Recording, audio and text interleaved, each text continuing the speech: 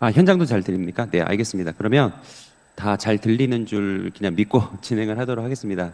네, 안녕하세요, 여러분들. 만나 뵙게 돼서 반갑습니다. 저는 지금 아신대학교에서 기독교 교육과 미디어 학과를 섬기고 있는 이수인이라고 합니다. 여러분들 이렇게 지금 먼 거리지만 마치 옆에 있는 것처럼 한 자리에서 같은 시간을 공유할 수 있어서 굉장히 감사하고 영광입니다. 오늘 또 오랜만에 조금 일찍 들어와서 정희준 목사님의 귀한 말씀을 들었는데 굉장히 반갑더라고요. 네, 우리 정 목사님 저와 오랜 시간 교제하고 그랬던 목사님이고 너무 좋아하고 사랑하는 목사님인데 아무튼 오랜만에 또 목사님 얼굴 뵈니까 또 목소리 듣고 하니까 너무 반갑고 좋았습니다. 아무튼 좋은 목사님과 함께 행복한 신앙생활 하고 계셔서 여러분들도 부럽고 그렇습니다. 네, 오늘 일단 저에게 주어진 시간이 그렇게 많지 않고요. 저희가 좀 이야기 나눠야 되는 내용들이 좀 중요한 내용들이 좀 많잖아요. 그렇기 때문에 좀 빠르게 진행을 하도록 하겠습니다. 지금 줌에도 보니까 얼굴이 아무도 안 보이세요. 아무도 안 보이시고 카메라를 켜신 분들이 아무도 없고 그리고 현장 상황도 알 수 없지만 그냥 모두가 다 열심히 잘 듣겠거니라고 생각을 하고 그냥 믿음으로 진행을 하도록 하겠습니다. 오늘 저희가 이제 함께 이야기할 주제가 인공지능과 미디어 시대, 우리 자녀들을 우리가 어떻게 좀 잘 키우고 양육할 수 있을까라고 하는 주제를 저희들이 함께 이야기를 좀 나눠보도록 하겠는데요. 이 주제 자체가 정말 이 쉬운 주제는 아닙니다. 네. 그래서 사실은 여러 번의 강의를 통해서 우리가 이야기를 해도 이 이야기를 다 할 수 있을까? 좀 이런 걱정이 되는데 어, 아무튼 천천히 한번 좀 풀어가 보도록 하겠습니다. 우선 제 소개는 넘어가도록 하겠습니다. 너무 잘 소개를 주셔서요. 네, 일단 넘어가도록 하고요. 아까도 잠깐 소개를 해주셨지만 지금 이제 까칠 교수라고 하는 유튜브 채널을 운영을 하고 있고 그리고 이제 최근에 이제 미디어 리터러시 수업이라고 하는 책을 써서 네, 또 작년에 이 책이 나왔습니다. 그리고 그 작년 4월에 챗GPT 목사님 안녕하세요라고 하는 책을 쓰기도 하고 그래서 지금 기독교 교육과 동시에 미디어를 같이 공부하고 연구하고 있습니다. 그리고 이제 제가 이렇게 여러 가지 부캐들이 좀 있는데요. 그 중에서 또 하나의 부캐가 있습니다. 어떤 부캐가 있느냐면은 여기 지금 잘 보이시나요? 네. B613이라고 하는 어, 청소년 북클럽이 있는데요. 네, 이 청소년 북클럽을 제가 지금 실제로 운영을 하고 있습니다. 그러니까 매주 화요일 저녁마다 함께 모이는 모임인데요. 네, 요 이야기, 네, 중요한 이야기여서 이따가 또 뒷부분에 한번 또 더 이야기를 드리도록 하겠습니다. 자, 일단 오늘 뭐 이 이야기로 좀 시작을 해보겠는데요. 아까 이제 정 목사님께서도 그 아버님 얘기도 하고 이제 그러셨는데 저는 어머님 이야기를 좀 하면서 시작을 하도록 하겠습니다. 여러분들 혹시 그 반찬 투정을 자녀들이 좀 하거나 그러시나요? 혹은 여러분들이 뭐 반찬 투정을 하거나 그러시나요? 네. 사실 저는 그 어떤 음식도 가리지 않습니다. 네, 제가 지금까지 태어나서 네, 음식을 지금까지 가리거나 하진 않아요. 근데 제가 처음부터 그랬겠습니까? 아니요, 그렇진 않죠. 네, 저희 어머니께서 저를 굉장히 엄하게 저를 양육을 하셨습니다. 그래서 저희 어머니 이제 뒷담화를 좀 이제 할 텐데요. 네, 저희 어머니 맨날 이제 이 이야기 하고 다닌다 그러면 제발 좀 그 이야기 좀 그만하라 그러는데 항상 이 이야기로 시작을 합니다. 네. 그래서 저희 어머니가 특히 이제 제가 어렸을 때 반찬 투정을 하거나 그러면 굉장히 저를 엄하게 키우셨어요. 그래서 지금까지도 이제 반찬 투정을 안 하고 이제 그러는데 저희 어머니가 저를 어떻게 키우셨냐면은 그냥 제가 예를 들어볼게요. 그냥 제가 정확하게 기억이 나는 하루 그 일상에 있어서 말씀을 드리면 제가 이제 5살 때로 기억을 합니다. 5살 때인데 그때 이제 저희 어머니가 밥을 하시고 반찬을 해서 주셨는데 뭘 주셨냐면은 마늘종을 주셨어요. 네. 여러분 마늘종 어떻죠? 네. 마늘종 무친 거 이런 거 있잖아요. 그래가지고 이게 사실 뭐 이제는 다 커서 먹으면 뭐 잘 먹죠. 예. 맛있게 먹고 뭐 그렇게 하는데 5살짜리 어린이가 먹기는 쉬운 음식은 아닙니다. 네, 아마 여러분들 다 동의하실 거라고 생각을 하는데요. 그렇기 때문에 그 마늘종을 이렇게 주셨는데 어머니가 이제 마늘종 이거 먹어라 하면서 이렇게 주셨는데 제가 그때부터 어떻게 했냐면은 밥을 막 빨리 먹기 시작을 했습니다. 네, 왜냐하면 밥을 빨리 먹고 도망가야겠다. 뭐 이런 생각을 하고는 밥을 빨리 먹기 시작을 했어요. 그랬더니 어머니가 이제 제가 밥을 먹는 걸 이렇게 쭉 보니까 어때요? 제가 마늘종을 안 먹고 있잖아요. 그러니까 어머니가 어떻게 하셨냐면은 마늘종을 이렇게 젓가락으로 하나 집어서 제 밥 위에 올려주셨습니다. 그러더니 마늘종 맛있어. 먹어. 이렇게 얘기하시더라고요. 그래서 그다음부터 제가 또 어떻게 했냐면은 이 밥 위에 마늘종이 올려져 있는데 밥을 이렇게 파먹기 시작했습니다. 예, 마늘종 주변으로 파먹고 마늘종 밑으로 파먹고 그래서 이제 밥을 파먹기 시작했어요. 그랬더니 저희 어머니가 이제 제가 그러니까 네 제가 이제 밥을 안 먹고 뭐 반찬 투정을 하고 이제 마늘종을 안 먹는다라고 하는 거 이제 눈치를 채셨잖아요. 그랬더니 저희 어머니가 어떻게 하셨냐면은 숟가락 놔 이러십니다. 네, 저희 어머니가 무서운 게 뭐냐면 화를 내지도 않으세요. 네, 반찬 투정을 하잖아요. 그러면 밥을 굶기십니다. 네, 밥을 안 주세요.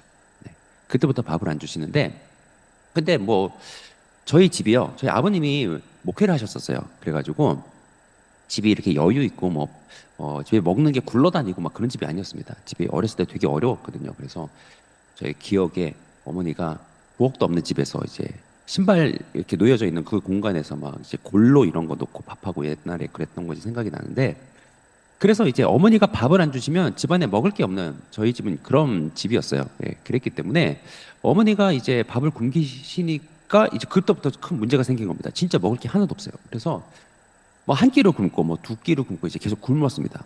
그랬더니 정말 죽을 것 같더라고요. 사실 어렸을 때는 우리가 신진대사가 굉장히 원활하게 이렇게 이루어지잖아요. 그렇기 때문에 소화도 굉장히 빨리 되고 그러는데 죽을 것 같은 거예요. 그래서 정말 그때부터 뭐 하늘이 노랗고 기운도 하나도 없고 뭐 손이 떨리는 것 같고 그래가지고 이러다 진짜 죽겠다 싶은 뭐 이런 생각이 들어서 그때 이제 어머니에게 갔습니다. 어머니에게 가가지고 어머니 잘못했습니다. 제가 다시는 반찬 투정 안 할게요. 제발 밥을 주세요. 막 그러면서 어머니한테 막 진짜 싹싹 빌었어요. 그랬더니 저희 어머니가 어떻게 하셨냐면은 그때 배철이가 좋아 그러십니다. 그러고는 그때 때리기 시작하세요. 그때부터 때리는데 누가 하나님 주신 음식을 감사하면서 먹지 않고 누가 반찬 투정을 하래? 뭐 이러면서 종아리를 10대인가 20대인가 이렇게 막 맞아요. 그러면 이제 막 울면서 막 잘못했어요. 다시는 반찬 투정 안 할게요. 그러면서 싹싹싹싹 빕니다. 그러면 어머니가 진짜 다짐에 다짐을 받으세요. 너 음식이 너 다시는 반찬 투정 하기만 해봐.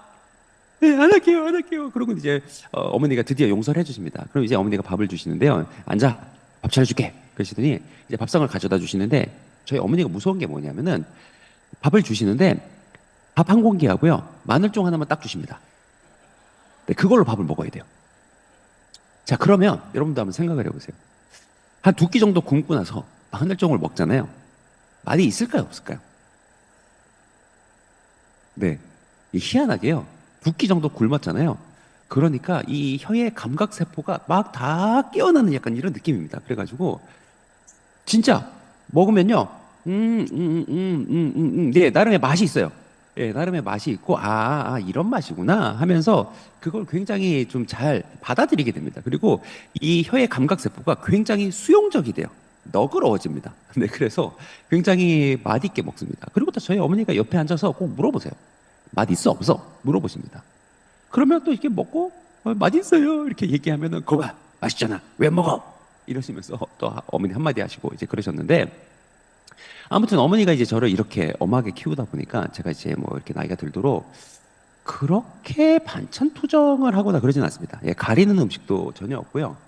그래서 제가 한때는 무슨 생각을 했느냐면은 하나님이 나를 선교사로 부르셨나? 이런 생각을 했습니다. 왜냐하면 예전에 한번 뭐 필리핀인가 그때 단기 선교를 간 적이 있었는데 거기 가가지고 이제 현지에서 뭐 음식을 주시고 막 이제 현지인들이 먹는 음식을 주고 그랬는데 이제 다른 팀원들 다 못 먹고 그러는데 저 혼자 막 미친 듯이 먹는 거예요. 막 다른 사람 것도 막 뺏어 먹고 막 너무 현지 음식 잘 먹고 잘 적응하고 막 그랬더니 현지 선교사님들이 막 저를 탐을 내서 우리 팀장님한테 제제 두고 가라, 뭐 여권을 뺏어와라, 뭐 이런 얘기를 하기도 하고 그런 농담을 하셔가지고 저도 한때는 하나님이 나를 선교사로 부르셨다? 네, 이 생각을 했었습니다. 근데 이게 돌아보니까 또 그건 아니에요. 근데 그렇다고 하나님이 이게 계획이 없는 분이 아니십니다. 예, 그냥 하시는 분이 아니세요. 저를 어렸을 때부터 이렇게 밥 먹는 거에 대해서 굉장히 엄하게 훈련하신 이유가 있으시더라고요. 그게 뭐냐면 제가 이제 결혼을 했습니다. 네, 결혼을 했는데요. 뭐 이것만 얘기해도 뭐 다 이해하시는 분들이 조금 있지 않을까 싶은데 제가 이제 결혼을 했더니 저희 그 아내 되시는 분이 음식을 주세요. 네, 음식을 주시는데 그러니까 누가 봐도 그냥 다 아는 음식입니다. 네, 맛이 예상이 되는 음식이에요. 예를 들면 뭐 미역국, 예. 그리고 딱 보기에도 미역국이에요. 예. 그리고 누가 봐도 미역국이고 딱 먹으면 한 이 정도. 그러니까 아무리 맛이 없어도 한 이 정도에서 그리고 뭐 이 정도겠지 뭐 이렇게 생각하는 상정 범위가 있거든요. 그래서 미역국을 주셨는데 이게 딱 먹었어요. 먹었는데 이거는 맛이 있다 없다 이게 아니에요. 그냥 처음 먹어보는 맛이 납니다. 네, 생전 처음 먹는 그런 맛이 나요. 네. 근데 문제가 뭐냐면 그때 와이프가 꼭 물어봅니다. 뭐라고 물어보겠어요? 네, 그렇죠. 맛있어? 이렇게 물어봅니다. 제가 뭐라 그러겠습니까? 네, 맛있어. 그런 거 먹었죠. 네. 알고 보니까 저희 그 아내 처가집이요 문화가 좀 독특합니다. 우리가 보통 이제 밥을 먹자 집에서 어머니가 밥 먹자 그러면 대체로 이제 식탁에 이제 둘러 앉아서 밥을 먹기 위해서 모이는데 저희 그 처갓집 갔더니 어머니가 이제 장모님 밥 먹자 그랬더니 온 가족이 신발을 신더라고요. 네, 그 문화 자체가 좀 밥을 나가서 먹는 그런 문화였고 그래서 이제 저희 아내가 이제 음식을 해주셨는데 처음에 너무나도 다양한 네, 네, 정말 다양한 음식을 먹게 됐습니다. 그래서 제가 어렸을 때 어머니가 그렇게 저를 키워주신 덕분에 제가 이렇게 잘 살아남을 수 있었다라고 하는 겁니다. 네, 하나님이 다 계획이 있으시더라고요. 자, 근데 여러분 제가 오늘 이 이야기를 왜 했을까요? 물론 이제 강의를 시작하기 전에 좀 이렇게 이야기를 하나 하면서 좀 우리가 좀 부드럽고 편안하게 시작을 하겠다 이런 의도도 있습니다.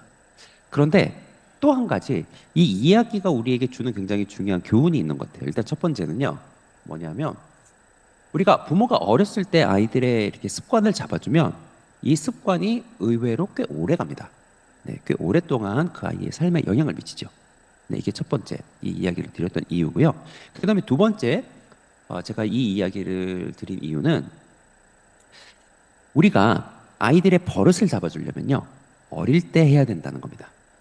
네. 그러니까 제가 어느 정도 커가지고 뭐 청소년이 되고 뭐 대학생이 되고 막 그랬는데 어머니가 밥을 안 준다고 밥을 굶기시고 그러면 제가 어떻게 했겠습니까? 예, 나가서 사 먹었겠죠. 예, 밖에 나가서 사 먹고 뭐 그랬을 텐데 5살이고 뭐 어린 나이였으니까 어머니가 이제 버릇을 잡아주고 하는 게 그런 게 또 잘 먹히고 훈련이 잘 될 수 있었던 겁니다. 그러니까 버릇을 잡아주려면 일찍 잡아주시는 게 되게 중요한 것 같아요. 네. 그리고 또 한 가지 제가 오늘 이 이야기를 여러분들과 나누는 이유가 있습니다. 그 이유는 뭐냐면 우리가 이제 미디어 문제를 가지고 네, 함께 이야기를 나누고 있는데요.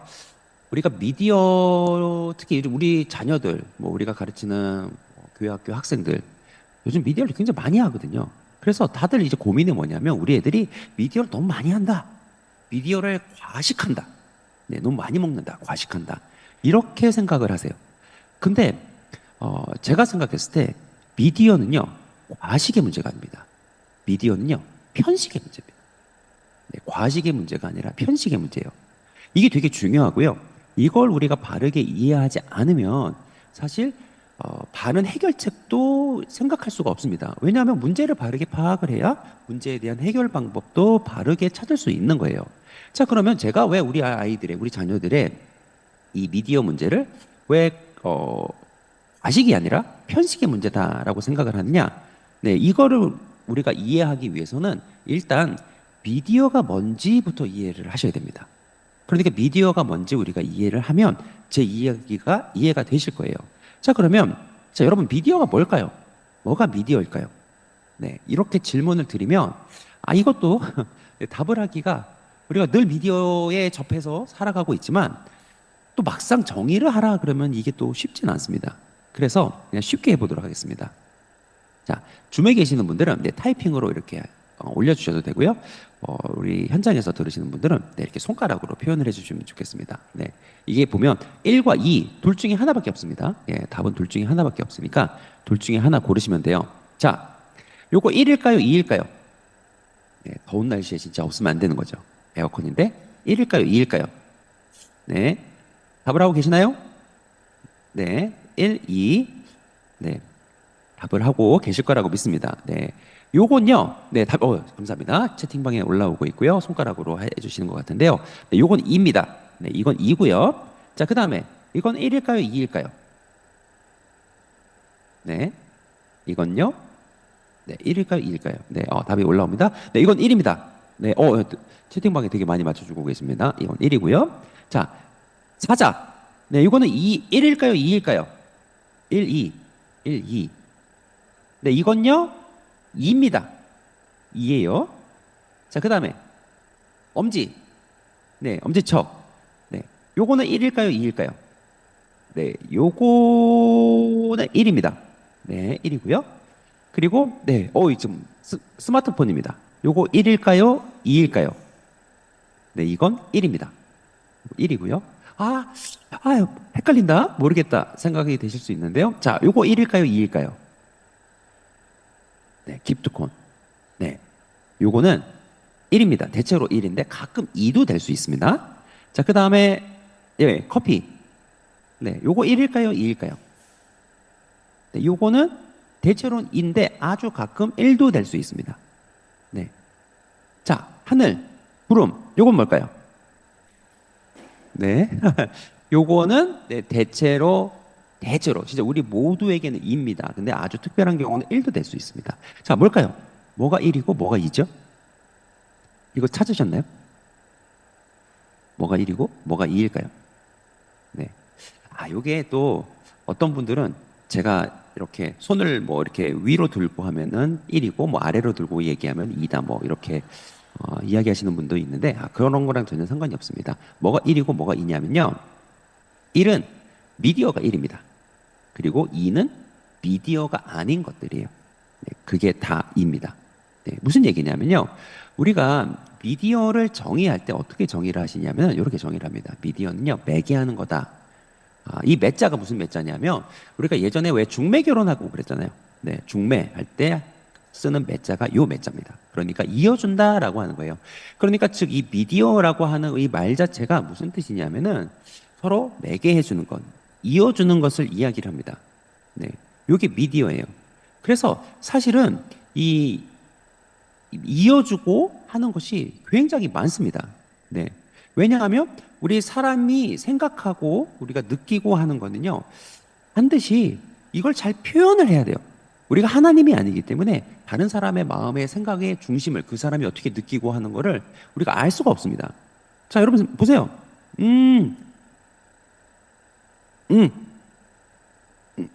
제가 지금 무슨 생각을 전달했는지 아시겠어요? 아실 수가 없죠. 네. 뭐 제가 텔레파시를 보낸다고 여러분들이 어떻게 알겠습니까? 네. 인간은 그래요. 우리 모든 인간들은 다 그럴 수밖에 없습니다. 그렇기 때문에 우리가 말이 됐든지 혹은 글이 됐든지 혹은 이렇게 뭐 바디랭귀지 있잖아요. 뭐 말이 안 통하면 뭐 이렇게 하잖아요. 그래서 바디랭귀지를 쓰시든지 아니면 뭐 사진을 보여주든지 그림을 보여주든지 뭐 이렇게 다양한 것들을 통해서 다른 사람들에게 내 생각과 내 감정을 표현을 합니다. 그래서 내 생각과 감정을 전달을 하는데요. 이렇게 서로의 생각하는 것들, 느끼는 것들 하는 이런 것들을 서로에게 전달하고 서로를 이어주는 모든 것들을 사실은 다 미디어라고 합니다. 네, 그래서 글도 미디어고요, 책도 미디어고 다 미디어예요. 그래서 이렇게 매개해주는 물체니까 이걸 매체라고 이렇게 이야기하고요. 한두 사람을 이어주는 것이 아니라 대중을 이어준다라고 한다면 대중을 이어주니까 매스 미디어라고 이렇게 이야기를 합니다. 네, 그러니까 미디어라고 하는 그 개념 자체가 굉장히 넓습니다. 그러면 한번 복습을 해보겠습니다. 자, 요거 1일까요? 2일까요? 당연히 2죠. 네, 이건 미디어가 아니고요. 네, 요건 1, 미디어고요. 네, 사자는 미디어가 아닙니다. 2고요. 네, 엄지척, 이건 미디어입니다. 네, 다른 사람들에게 메시지를 전달해 주죠. 네, 너무 잘하고 계십니다. 이렇게 전달하고 있고요. 그리고 당연히 스마트폰은 1이죠. 미디어고요. 그리고 기프트콘도 미디어입니다. 그래서 제가 대체로 미디어라고 그랬죠. 근데 가끔 저희가 이제 다른 사람한테 주는 건데 뭐 이렇게 하다 보면 남아가지고 내가 먹기도 하고 그러면 미디어가 안 될 수도 있어요. 내가 먹으면. 그리고 커피도 내가 사 먹으면은 당연히 미디어가 아니에요. 그런데 내가 다른 사람들에게 뭐 감사한 마음을 표현하고 혹은 내가 관심 있는 이성이 있어가지고 뭐 차를 한 잔 사고 뭐 이렇게 한다면 이것도 내 마음을 표현을 할 수 있는 거기 때문에 네, 그런 경우는 네, 미디어 1이 될 수 있습니다. 근데 대체로는 2죠.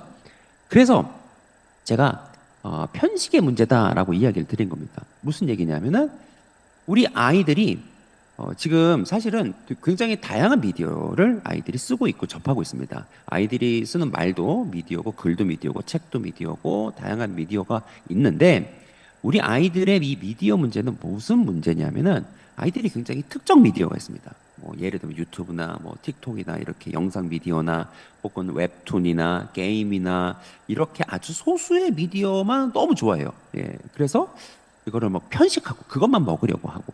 네. 이게 사실 우리 아이들의 미디어 문제의 핵심입니다. 그래서 제가 이제 편식의 문제다라고 말씀을 드린 거고요. 그런 차원에서 우리가 이걸 편식의 문제다라고 하는 것을 인식하면서 어떻게 우리 아이들을 키워나갈까라고 하는 그런 답들을 찾아가야 되는 거죠. 그리고 제가 아까 하늘도 잠깐 보여드렸습니다. 네. 하늘, 제가 대체로 미디어가 아닌데 아주 특별한 경우 미디어가 된다라고 말씀을 드렸는데요. 어떤 경우 이게 미디어가 되느냐면은 이 하늘을 하나님이 쓰시면 이게 미디어가 됩니다. 네. 하나님이 그분의 영광을 선포하고 그 손으로 하신 일이 얼마나 놀라운지 이걸 나타내기 위해서 하늘을 쓰기도 하셨어요. 그리고 구약 성경에 보면 굉장히 재미있는 미디어 등장을 합니다. 어떤 미디어냐면은 지금 이렇게 뭐 말을 하고 계시는 이런 분이신데 선지자, 예언자라고 하는 분들이에요. 우리가 구약 성경 보면 선지자와 예언자들을 만나게 되는데 이 선지자와 예언자들이 하는 일이 뭐냐면요. 자기 말을 하지 않습니다. 하나님께서 특별히 이스라엘 백성들에게 뭔가 하고 싶은 얘기가 있으세요.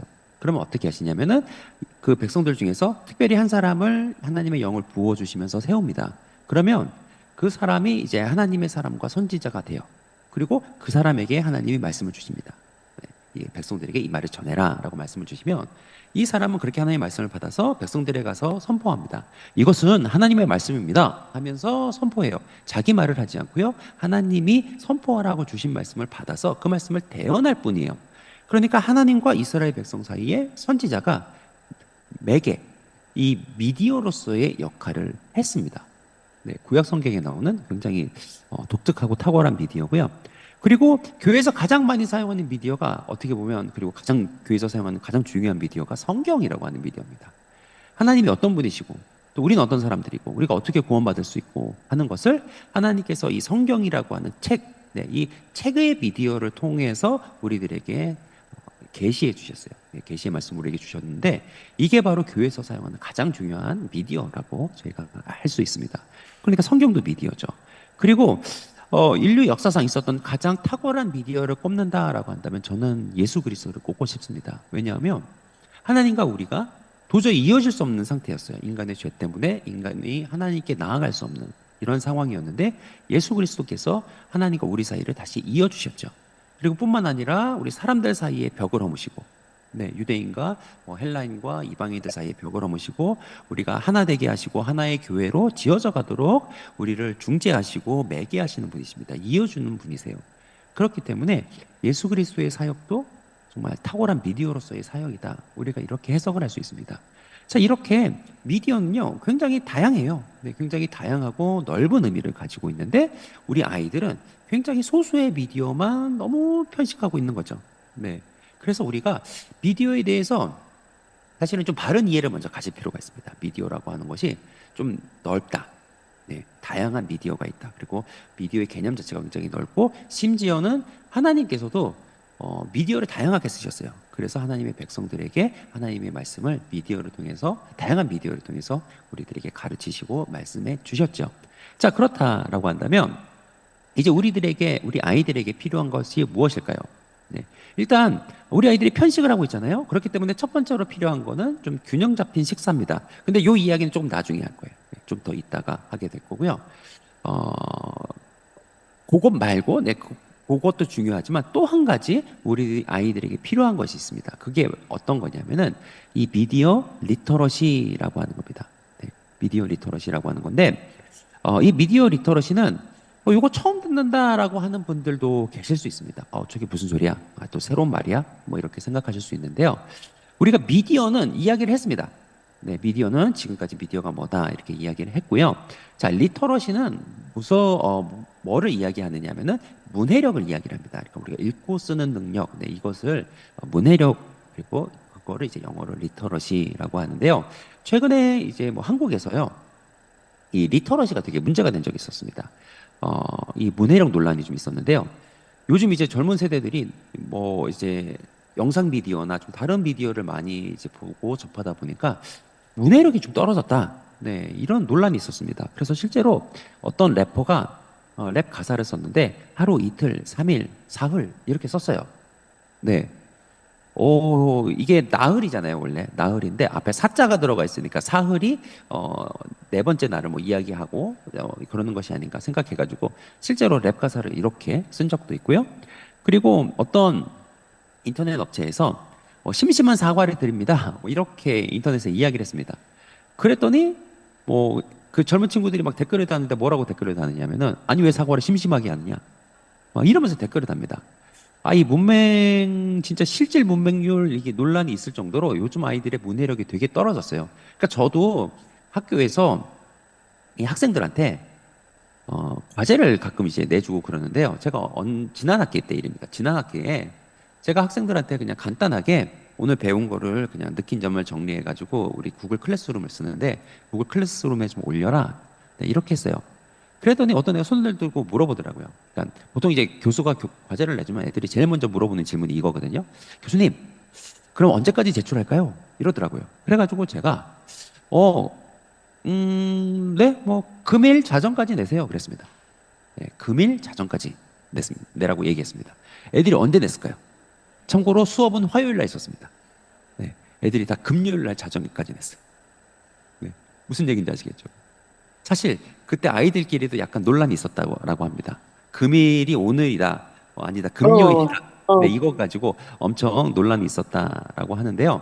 우와, 아무튼 요즘 우와. 아이들, 네, 대학생들도 네, 요렇게 좀 이 문해력이 되게 떨어져서 좀 논란이 되곤 했습니다. 그러니까 이제 문해력이라고 하는 거는 이 읽고 쓰고 하는 능력을 이야기를 하는 겁니다. 자, 그러면 이제 정리가 좀 되시죠? 미디어 리터러시가 어려운 게 아닙니다. 예, 미디어 문해력을 이야기를 하는 건데요. 미디어 말 그대로 미디어를 읽고 쓰는 능력. 네, 요게 바로 미디어 문해력입니다. 네. 자, 근데 제가 이게 왜 우리 아이들에게 왜 필요하냐, 왜 필요하다라고 말씀을 드리느냐 하면은 우리가 한번 생각을 해보자는 거예요. 우리 아이들이 이제 앞으로 살아가는, 우리 아이들이 앞으로 살아갈 시대를 한번 생각을 해보면 앞으로 살아갈 시대에 미디어가 더 많이 쓰일까요? 적게 쓰일까요? 네, 이거 누구나 다 동의하실 거예요. 앞으로 우리 아이들이 살아갈 시대에 미디어가 더 많이 쓰일 거다라고 하는 것에 대해서 다들 동의하실 겁니다. 그리고 미디어만 더 많이 쓰이느냐? 아니요, 이제 뭐 앞으로는 인공지능도 더 많이 쓰일 수 있는 그런 시대가 될 것이다. 네, 우리가 이렇게 생각을 합니다. 네, 그렇기 때문에 앞으로 이제 우리가 이제 살아갈 시대에 미디어를 읽고 쓰고 그리고 미디어를 잘 활용하고 하는 이런 능력이 떨어진다라고 한다면 굉장히 경쟁력이 좀 떨어지는 그런 상황이 될 수 있습니다. 다른 아이들은 뭐 다양한 미디어를 통해서 자기가 하고 싶은 얘기, 표현하고 싶은 것, 다른 사람들을 설득하는 것 이런 것들 너무 잘할 수 있고 인공지능까지 막 사용할 수 있는데 우리 아이들이 이 능력이 떨어지게 된다면 이제 앞으로 살아갈 시대에서 점점 뒤처지게 되는 이런 일들도 일어날 수가 있습니다. 미디어는 이렇게 이어주는 거고 그렇기 때문에 앞으로 정말 필요해요. 그렇기 때문에 이제 그 교육의 방향이 어떻게 바뀌고 있느냐면 이건 한국뿐만이 아니라 전 세계의 미디어 교육의 방향이 이렇게 바뀌고 있습니다. 즉 예전에는 우리가 미디어 교육 그러면은 어떤 식으로 많이 생각을 하고 어떤 또 중심점들이 있었냐면 대부분 미디어를 약간은 보호주의 차원에서 접근을 하려고 했습니다. 네, 보호주의. 자, 보호주의 그러니까 여러분들이 약간 뭐 이거 뭐 생소하다 이렇게 느끼실 수도 있는데요. 보호주의가 별게 아닙니다. 아이들을 이렇게 잘 좀 보호해야 된다라고 하는 관점에서 미디어 교육을 접근을 하는 겁니다. 그래서 우리 아이들이 좀 이렇게 폭력적인 미디어 접하지 못하도록 하고 혹은 뭐 음란한 미디어 이런 거 접하지 못하도록 하고 혹은 좋지 않은 컨텐츠 접하지 못하도록 하고 혹은 중독이 되지 않도록 하고 너무 많이 쓰지 않도록 하고 하는 이 모든 것들이 약간은 보호주의적인 차원에서 접근을 하는 겁니다. 네. 근데 이제는요. 교육의 포커스가 약간 바뀝니다. 전 세계적으로 다 바뀌었어요. 그래서 OECD 뭐 국가들 모든 국가들이 다 이렇게 바뀌고 있는데 이제는 미디어 교육이 단순히 보호주의 차원에서만 우리가 접근해야 될 것이 아니라 미래를 준비하는 교육이 돼야 된다. 그러니까 앞으로 미래 시대에 미디어를 많이 쓰게 되니까 우리 아이들이 미디어를 잘 쓸 수 있도록 미래를 준비하는 교육의 일환으로 미디어 교육을 해야 된다. 그래서 미디어 기기도 잘 활용하고 미디어를 통해서 자기 의견을 잘 표현하고 하는 것을 이거를 학교에서도 잘 교육을 해야 된다. 이런 이야기들을 하고 있습니다. 그렇기 때문에 이제 한국에서는 네, 이런 변화가 생겼습니다. 어떤 변화가 생겼냐면은 미디어 리터러시를 앞으로 모든 교과와 연계해서 수업을 진행을 하고 있습니다. 네, 그리고 최근에 OECD에서 학습 나침반을 뭐 발표하면서 앞으로 2030 세대, 그러니까 2030년 뭐 그때 까지 아이들이 어떤 역량을 키워야 될 것인가 뭐 이런 이야기를 하고 하는 데 있어서 이 미디어 리터러시가 굉장히 중요하다라고 하는 것이 OECD를 비롯해서 교육 선진국 모든 나라들에서 지금 다 이야기가 되고 있어요. 즉, 이 미디어 리터러시가 너무너무 중요합니다. 근데 제가 좀 이제 안타까웠던 거는 뭐냐면은 그동안 이 미디어 리터러시에 대해서 책이 잘 없었습니다. 네. 특히 이제 한국인 저자가 한국인 상황을, 한국인 성도들의 그런 배경을 좀 이해하면서 미디어 리터러시를 쓴 그런 책이 없었어요. 네. 우리 예전에 이런 책이 있었습니다. 네. 사단은 마침내 대중문화를 선택했다라고 하는 책인데, 요게 예전에 신상원 집사님이라고 하는 분이 쓰셨던 책이에요. 이거 이제 기억하시는 분이 있으실 수 있습니다. 이거 기억하시는 분들은 연식이 좀 있으신 분이세요. 있으신 분이신데, 근데 이 책에서 했던 얘기가 어떤 거냐면은 서태지와 아이들 음악을 거꾸로 돌리면 뭐 피가 모자란다. 뭐 이런 얘기가 나온다. 이런 소리가 들린다. 이런 얘기도 하고 하셨던 게 이제 신상원 집사님이고 요 책에서 뭐 이런 얘기들이 나오고 그랬는데 굉장히 옛날 책이에요. 예, 굉장히 옛날 책인데 이때 이후로 기독교적 관점에서 뭐 쓴 책이 미디어에 대해서 쓴 책이 그동안 계속 없었어요. 그래서 제가 다른 분들이 이게 너무 중요한 주제니까 좀 써주셨으면 했는데 계속 안 쓰시더라고요. 그래서 어쩔 수 없이 제가 썼습니다. 네, 제가 이 책을 쓰게 된 그런 배경을 잠깐 말씀드리는데요. 이 책 같은 경우는 제가 이제 책을 쓸 때 요즘 사람들이 책을 잘 안 보세요. 네, 많이 안 보십니다. 좀 이따 그 이야기도 할 텐데 그래서 좀 쉽게 읽으실 수 있도록 대화체로 쓰고 이렇게 그림도 많이 넣어놨어요. 네, 그래서 이제 그림도 많이 넣어서 좀 쉽게 뭐 보도록 해놨는데 뭐 관심이 계신다라고 한다면 네, 이 책을 사서 보시면 좋을 것 같고요. 그리고 제가 요 책의 내용이 있기 때문에 미디어 리터러시에 대한 내용을 길게 하진 않을 겁니다. 네, 요만큼만 할 거예요. 그리고 이거에 대한 좀 깊이 있는 내용들은 제가 책에다 정리를 해놨어요. 근데 제가 오늘 이제 할 얘기는 어떤 거냐면은 사실은 제가 두 번째 책으로 준비를 하고 있는 건데 이 보호주의와 관련된 내용입니다. 네. 그래서 이게 지금 어떻게 보면 오늘날 굉장히 많은 부모님들과 선생님들이 굉장히 고민하고 있는 주제거든요. 요즘 아이들이 너무 이제 미디어에 많이 빠지고 이제 그래서 너무 많은 고민들을 하고 계시는데요. 제가 우선 이 사진을 하나 보여드리겠습니다. 자, 여러분들 이 사진을 보면서 어떤 생각을 하시나요? 네, 바로 이 사진인데요. 네, 여기 조그만 아이가 네 있는데요. 지금 이 아이가 있는 곳의 기온이 영하 13도입니다. 네, 영하 13도의 아이를 팬티만 입혀서 내보낸 거예요. 네, 다행히도 이게 한국은 아닙니다. 네, 인도네시아도 아니고요. 이게 중국에서 어떤 아버지가 아이를 강하게 키우겠다라고 이렇게 하셔가지고 아이를 이제 영하 13도 되는 겨울에 이렇게 밖에 팬티만 입혀서 내보내신 거예요. 그래가지고 이제 외신 기자가 이제 깜짝 놀래가지고 이거 사진을 찍어가지고 화제가 됐던 사진인데, 자 여러분들 이 아이를 보면서 무슨 생각을 하시나요? 어떤 게 느껴지시나요? 네, 되게 안쓰럽다. 이거 아동 학대 아니냐? 이런 생각들이 들지 않으십니까? 네, 저도 이 사진을 보면서 이게 뭔가 뭐 이런 생각을 했어요. 자, 그랬는데 저는 이 사진을 볼 때마다 무슨 생각을 하느냐면은 우리 모든 교사들 그리고 우리 모든 부모들이 그냥 다 이런 일을 하고 있는 것이 아닌가. 이것과 똑같은 일을 우리가 하고 있다. 이런 생각이 듭니다. 네, 지나친 얘기냐고요? 아니요, 저는 그렇게 생각하지 않습니다. 왜냐하면 우리가 한번 생각을 해볼게요. 자, 지금 한번 상상을 해보시는 겁니다. 밖에 날씨가 추워요. 네, 지금 한국에는 추운데 인도네시아는 그래도 춥진 않으시죠? 네, 밖에 날씨가 춥다고 그냥 생각을 한번 해보도록 하겠습니다. 밖에 날씨가 뭐 영하 13도, 영하 20도 막 이래요. 그럼 우리 아이가 밖에 나가려고 한다면 우리 부모들이 어떤 준비를 어떻게 시킬까요? 네, 당연히 이렇게 아이가 밖에 나가게 된다라고 한다면 추운 날씨에 밖에 나간다라고 한다면 진짜 뭐 내복도 입히고 옷을 두 겹, 세 겹 입히고 두꺼운 옷 입히고 장화 신기고 그다음에 장갑 끼게 하고 목도리 하고 귀마개 모자 뭐 이렇게 써가지고 진짜 완전히 중무장을 시켜서 밖에 내보낼 거예요. 여러분 이게 지나친 일입니까? 아니요, 그렇지 않죠. 이거는 지극히 상식적인 행동이에요. 부모가 해야 되는 지극히 상식적인 반응입니다. 네. 근데 제가 왜 이런 얘기를 드리느냐 하면은 우리가 우리 자녀들이 미디어 세상으로 나가거든요. 근데 우리가 지금 먼저 미디어 세상에 들어와 봐서 알잖아요. 미디어 세상에 좋은 것만 있지 않다라고 하는 것.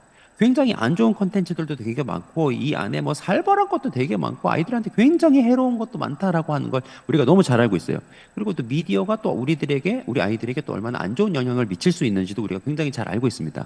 자, 그런데 우리 아이들이 미디어 세상에 나아가기 전에 우리 부모님들과 교사 선생님들이 어떤 준비를 시켜주시냐고요. 제가 이거를 뭐 강의를 하고 제가 요즘 이제 대안학교에서도 많이 강의를 하고 학교에서도 강의하고 그리고 교회에서 강의를 이제 많이 요청을 해주시는데 가서 여쭤보고 그러면 진짜 거의 99.95%가 아무 준비 없이 아이들을 미디어 세상에 내보내셨어요. 미디어 세상이 어떤지 알면서도 아이들이 스마트폰을 가지고 인터넷을 하고 뭐 이러기 전에 그거에 대한 교육을 아무것도 안 하셨습니다. 근데 그러면서 내보내셨어요. 사실 저도 되게 부족했어요. 그래서 저도 사실은 시행착오를 너무 많이 했는데요. 아무튼 오늘 그 이야기도 다 같이 섞어서 말씀을 드릴 텐데 어쨌든 우리 부모들이 이렇게 아이들을 미디어 세상에 내보내고 있는 것이 아닌가. 아무 준비 없이. 이런 생각들이 듭니다. 자, 그러다 보니까 실제로 어떤 일들이 이제 일어나고 있느냐 하면은 요게 이제 그 아틀란틱이라고 미국의 약간 월간지처럼 이제 나오는 잡지인데요. 네, 이 잡지에서 진 트웬지라고 하는 분이 어떤 이야기를 하셨냐면은 스마트폰이 한 세대를 지금 파괴하고 있는 것이 아니냐. 네, 이런 그 기사를 내셨습니다. 근데 이 기사에서 이거 굉장히 좀 인상적인 기사였어요. 그래서 요게 사실은 원문을 여러분들이 보기가 좀 어려우실 거예요. 유료로 이제 돈을 1년에 79불을 내야 보실 수 있는, 구독을 해야 보실 수 있는 기사인데 이 기사 속에서 이렇게 이야기를 하십니다. 네, 스마트폰의 등장이 사회적 상호작용부터 시작해가지고 정신건강에 이르기까지 우리 청소년들의 삶의 모든 측면을 근본적으로 변화시켰다는 거예요. 네. 그리고 근본적으로 변화시켰는데 이거를 이제 도표로 보여주십니다. 이게 굉장히 인상적인 도표예요. 이렇게 보시면 네, 어, 네, 스마트폰이 나오고 나서 우리 젊은 세대들, 청소년들에게 어떤 변화가 일어났는지를 이야기를 하는 건데 여기 이렇게 보시면 가운데 2007 네, 아이폰 릴리스트라고 이렇게 나오는데 요게 어떤 시기냐면 2007년에 아이폰이 나왔습니다. 네. 근데 이렇게 보면은 아이폰이 나오고 나서 급격한 변화들이 나타납니다. 첫 번째 변화는 뭐냐면 아이들이 밖에 나가서 친구들이랑 어울려 노는 거가요. 이게 쭉 줄어들고 있습니다. 2007년을 기점으로 해가지고 그래프가 쭉 떨어지죠. 그리고 두 번째는 No Rush to Drive라고 하는 건데 이거 무슨 얘기냐면 미국 아이들이 운전면허를 빨리 따고 싶어 합니다. 왜냐하면 미국에는 이제 차를 타고 이제 운전을 해야 돌아다닐 수 있으니까 빨리 운전면허를 따려고 하는데 이게 운전면허를 빨리 따려고 하고 하는 것조차도 좀 줄어들고 예, 면허증을 소지하는 것도 줄어들고 네, 이렇게 되는 겁니다. 그러니까 아이들이 밖에 나가서 잘 놀지 않는다는 거예요. 자, 그리고 데이팅 그러니까 뭐 이성 교제하는 것도 네, 줄어들고요. 근데 또 신기하게 성관계를 가지는 거는 약간 어느 정도는 네, 유지가 되고 있고요. 그 다음에 요거 되게 인상적입니다. 2007년을 기점으로 해가지고 아이들이 외롭다, 네, 우울감을 느끼고 우울증을 느끼고 하는 것이 2007년을 기점으로 굉장히 큰 폭으로 지금 상승을 하고 있고요. 그리고 무엇보다도 충분히 잠을 자지 않는 비율, 네, 이 비율 역시 굉장히 빠르게 증가하고 있습니다. 네. 그리고 이런 문제들이 계속 나타나고 있고요. 그리고 네, 이렇게 우리가 아이들에게 쥐어준 이런 기기들이 우리 아이들에게 좀 굉장히 안 좋은 영향인데 그리고 오히려 이들을 또 불행하게 만들고 있는 것이 아닌가. 네. 이런 기사였습니다. 너무너무 인상적인 기사였어요. 그래서 제가 여러분들께 소개를 해드리고 있고요. 그리고 이제 아이들이요, 인터넷을 통해서 인터넷 폭력, 인터넷 왕따, 뭐 사이버 불링이라고 이렇게 이야기하는데 이런 것도 많이 경험합니다. 네, 이거 많이 경험을 하는데요. 이게 아이들이 언제부터 경험을 하느냐면은 뭐 이제 다른 게 아니에요. 네, 스마트폰을 손에 쥐는 순간부터 이런 일들이 일어납니다. 그래서 한국에서는 요즘 초등학교 1학년부터 이 문제가 굉장히 심각하게 일어나고 있어요. 네. 근데 전 세계 어디서도 지금 이 사이버 불링 문제가 심각하게 일어나고 있고요. 그리고 아이들이 이제 조금 더 크면은 인스타그램을 합니다. 특히 이제 여학생보다 남학생들이 인스타그램을 조금 더 많이 하는데요. 인스타그램을 아이들이 하면은 어떤 문제들이 또 나타나느냐면은 아이들이 굉장히 우울감을 많이 느낍니다. 네, 특히 이것도 사실 여학생들에게 더 많이 나타나고 있는 그런 문제인데 이 인스타그램을 하는 아이들이 인스타그램을 하면 할수록 자기 삶에 대한 그리고 무엇보다도 자기 몸에 대한 자기 외모에 대한 만족도가 되게 떨어집니다. 네. 그리고 만족도가 굉장히 떨어지면서 자존감도 떨어지고 하는 일이 계속 일어나고 있어요. 그리고 특히 뭐 요즘은 아이들이 인스타그램으로 이성교제도 많이 합니다. 예전에는 뭐 그 번달 번줄 뭐 이런 용어도 있었는데 뭐 번호 달라 그러면 뭐 번호 준다 뭐 이런 얘기인데 그래서 관심 가는 이성이 있으면 예전에는 뭐 그 번호를 땄죠. 네, 번호 좀 주세요. 뭐 그랬는데 요즘에는요 젊은 친구들이 인스타 아이디를 달라 그럽니다. 네, 그래서 좀 더 편하게 인스타 아이디 이렇게 주고 그리고 그걸로 이제 메신저 주고받고 뭐 그렇게 하다가 또 만나기도 하고 그러는데 요즘 이제 뭐 인스타그램을 통해서 뭐 DM을 주고받고 이렇게 하면서 교제하고 뭐 그러다 보니까 이게 좀 문제가 되기도 합니다. 어떤 중학교 2학년 여자아이가 계속 이제 뭐 중학교 3학년 오빠를 만나가지고 막 계속 대화 나누고 그랬는데 알고 보니까 40대 남성이고 그래서 큰일을 당할 뻔하고 이런 일들도 굉장히 많이 보고가 되고 있고요. 여러 가지 문제들이 인스타그램을 통해서 나타나고 있습니다. 그리고 뭐 이런 문제뿐만 아니라 진짜 심각하게 또 이 미디어 중독의 문제도 꽤 심각하게 나타나고 있죠. 근데 이 미디어 중독의 문제가 사실은 굉장히 어린 아이부터 시작이 됩니다. 네, 그래서 오늘 제가 이제 오늘 선생님들도 그렇고 그리고 또 오늘 우리 부모님들도 아마 계실 텐데 이 키우시는 자녀들이 어느 정도 나이가 되는지 모르겠어요. 그렇기 때문에 그냥 아예 밑에서부터 좀 다 얘기를 드려볼게요. 청소년 얘기도 했지만 아예 밑에부터 좀 이야기를 드려보도록 하겠습니다. 그래서 영유아 때부터 한번 어떻게 그 아이들이 이제 미디어를 접하게 하고 교육해야 되는지 말씀을 드릴 텐데 자, 요거 뭐 가이드라인이 있지 않을까요? 네, 그러니까 어린 아이들에게 언제 미디어를 어떻게 노출을 시키고 전자기기를 쓰게 해야 될까? 이제 가이드라인이 뭐냐 물으신다면 네, 이렇게 지금 가이드라인이 나와 있습니다.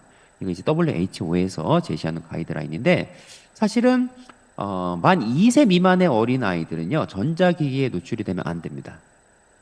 네. 그리고 만 2세부터 4세까지 어린이는요 하루에 1시간 이상 전자기기에 노출이 되면 안 돼요. 근데 저도 이거 잘 몰랐어요. 그러니까 제가 심지어 제가 이제 첫째 아이를 낳았을 때 이제 교육학 박사과정을 하고 있을 때였어요. 교육학으로 박사 공부를 하고 있을 때였는데 저도 이거를 잘 몰라가지고 그때 당시에 우리 첫째가 태어났을 때 굉장히 유행하던 그게 있었는데 그게 뭐였냐면은 베이비 아인슈타인이라고 하는 거였습니다. 근데 그 비디오 시리즈가 되게 유행했어요. 그래서 아이들한테 굉장히 화려한 색감에 뭐 이렇게 움직이고 하는 이런 거를 계속 보여주는 거였어요. 근데 그게 저희 아이한테 굉장히 안 좋은 영향을 미쳤습니다. 그래서 저희 첫째가 언어 발달이 굉장히 지체가 되는 일들이 있었어요. 이거는 이제 저도 잘 모르고 저도 시행착오를 했던 건데, 진짜 저희 애가 태어나서 거의 뭐 목을 가누기 시작하면서부터 봤던 것 같아요. 네. 뭐 2세 미만이 아니라 굉장히 일찍 전자기기를 접하게 했고, 그리고 또 이제 다른 이유가 아니었어요. 그냥 엄마 아빠가 그러니까 저희가 그냥 인간적으로 밥을 먹고 싶었습니다. 네, 그래서 아이를 좀 이렇게 전자기기를 좀 보게 하고 뭐 그 사이에 빨리 밥 먹고 이제 뭐 이런 일들이 있었는데 근데 요즘도 이제 그런 분들 많이 계실 거예요. 네, 제가 지금 제대로 소통이 안 돼가지고 네, 여러분들 어떻게 반응하고 계신지 모르겠는데 아무튼 뭐 지금도 이제 그런 아이 좀 어린 아이를 키우시고 조금 인간적으로 밥을 먹기 위해서 아이들에게 뭐 이렇게 패드를 쥐어주시거나 스마트폰을 쥐어주시는 부모님들이 계실 수 있습니다. 네. 근데 어쨌든 좋진 않습니다. 뭐 좋지 않고요. 네. 저도 시행착오를 많이 겪고 그렇게 했다라고 하는 거 진짜 말씀드리는데요. 어쨌든 가이드라인도 네, 이렇게 나옵니다. 자, 그런데 이걸 이제 한번 조사를 해봤어요. 한국에 이제 어린이 미디어 이용 조사가 2020년에 있었습니다. 얼마 전에 있었는데요. 이게 2020년 8월부터 10월까지 보호자 2,161명을 조사를 해봤습니다. 이렇게 조사를 해봤더니 어떻게 나왔냐면은 그 아이들, 보호자들이 키우는 아이들이 하루에 평균 미디어 이용 시간이 어떻게 나왔냐면은 4시간 45분으로 나왔어요. 네. 어마어마하게 많이 하는 거죠. 뭐 텔레비전도 보고 스마트폰도 보고 뭐 컴퓨터도 보고 이렇게 다 합하다 보니까 이렇게 4시간 45분까지 나오는 겁니다. 그리고 더 큰 문제가 뭐냐면요. 네. 더 큰 문제는 시작하는 시기가 점점 이제 빨라지고 있다라고 하는 겁니다. 그래서 보면 만 3세부터 9세까지 평균을 내보니까 한 30% 정도만 만 2세 전에 스마트폰을 접했어요. 근데 만 3세부터 4세 전체 그룹에서 가장 이제 어린 그룹이죠. 네. 그때 어린이를 봤더니 그 어린이들은 무려 50%가 2세 전에 네, 이 스마트폰을 접하는 것으로 이제 나타났습니다. 네, 굉장히 심각한 문제예요. 네. 그래서 사실 우리가 아이들이 좀 이렇게 미디어에 대해서 자기 조절 능력을 좀 키워주고 하는 것이 굉장히 중요하고, 네, 이게 필요한데, 근데 이것도 우리가 어떻게 아이들에게 이제 미디어를 접하게 하느냐에 따라서 조금 이제 다른 결과가 나올 수 있습니다. 네, 이것도 이제 미디어, 영상 미디어 환경에 따라서 유아 미디어의 유아들이 이제 미디어를 이용할 때 어떤 조절 능력의 차이가 나타나느냐 하는 연구가 있었는데요. 네, 이것도 이제 전국의 4세부터 6세까지 어린이 주양육자 989명을 조사했던 연구입니다. 근데 이 연구 결과가 굉장히 재밌어요. 네, 그래서 이용 매체에 따라서 이용 조절 능력의 차이가 나타납니다. 그래서 여기 제일 높게 나타나면 높게 나타날수록 어떤 거냐면요. 네, 높게 나타나면 높게 나타날수록 이용 조절 능력이 잘 발휘가 되는 겁니다. 네, 그래서 봤더니 텔레비전으로 보는 게 그나마 나아요. 제일 안 좋은 게 스마트폰입니다. 네, 화면이 그러니까 미디어 기기가 공용으로 쓰는 거는 그래도 괜찮은데 개인화되면 개인화될수록 아이들이 미디어 조절 능력이 떨어집니다. 그리고 두 번째로 이용 플랫폼에 따라서도 다르는데요. 네, 케이블 TV도 별로 안 좋아요. 케이블 TV도 보면은 계속 어린이 채널 틀어놓으면 그냥 계속 끝도 없이 네, 이렇게 미디어가 뭐 애니메이션 프로그램 이런 게 계속 나오는데요. 제일 안 좋은 건 유튜브입니다. 네, 진짜 개미지옥처럼 알고리즘에 의해서 계속 영상이 나오는데요. 그나마 조금 조절 능력의 차이가 좀 이제 발휘가 되는 거는 OTT 쪽입니다. 네, 그리고 채널 선택권은요. 채널 선택권이 없는 게 더 높게 나타납니다. 네. 그리고 이게 또 재밌습니다. 이게 정말 또 좀 약간 충격적인 건데요. 함께 이용하는 사람에 따라서 이 조절 능력의 차이가 나타납니다. 네. 근데 제가 이제 걱정이 돼서 말씀을 드리는데 오늘 제가 이거를 보여드리는 거 가지고 집에 가서 다투시거나 네, 그러시면 안 됩니다. 네. 이게 보면 확실히 아버지가 어머니보다 떨어져요. 네. 아버지랑 같이 볼 때 미디어 조절 능력이 좀 떨어집니다. 네, 어머니랑 같이 볼 때는 조절 능력이 조금 더 높아져요. 근데 이렇게 보니까 형제자매, 기타 어른, 혼자 보기 있고 맨 마지막에 제일 낮은 네, 저 사람들이 있습니다. 저 사람들이 누구겠습니까? 네, 누구랑 같이 볼 때 가장 조절 능력이 떨어질까요? 네, 놀랍게도요. 조부모들입니다. 네, 할아버지, 할머니랑 볼 때 조절 능력이 제일 떨어집니다. 그래서 네, 이거를 뭐 다들 아마 예상을 하셨을 거예요. 왜냐하면 실제로 이제 할아버지 할머니들이 가끔 이제 손주들을 봐주실 때가 있죠. 네, 손자 손녀들을 이제 봐주실 때가 있는데, 근데 왜 할아버지 할머니가 이제 아이들이랑 같이 이제 미디어를 볼 때 아이들의 미디어 조절 능력이 떨어지느냐면 일단 할아버지 할머니들이 체력적으로 좀 힘드세요. 네, 실제로 체력이 네, 젊은 부모들 같지 않잖아요. 그리고 뭐 사실 젊은 부모도 이 아이들의 에너지를 감당하기 어렵습니다. 네, 그렇기 때문에 할아버지 할머니가 더 감당하기는 어렵죠. 그래서 더 미디어 보는 데 있어서 조금은 더 허용적이 되십니다. 네, 그렇게 허용적이 되는 게 일반적인데, 근데 이제 문제는 뭐냐면은 아이들의 입장에서는 어떻게 느끼냐면요. 할아버지 할머니랑 보고 있어도 내가 보호자의 허락하에 보고 있다라고 생각을 합니다.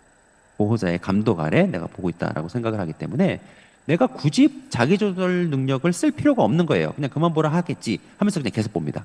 근데 할아버지 할머니들은 또 힘드시니까 좀 더 보게 하고, 네, 그러다 보니까 이 조부모랑 같이 볼 때 조절 능력 차이가 네, 조절 능력이 제일 떨어집니다. 네.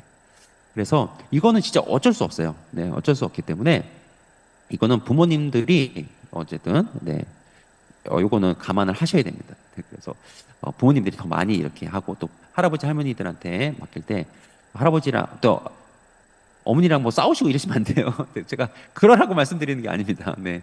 그래서 할아버지 할머니들이 힘드시기 때문에 이런 일들이 대체로 나타난다라고 하는 거 말씀드리고요.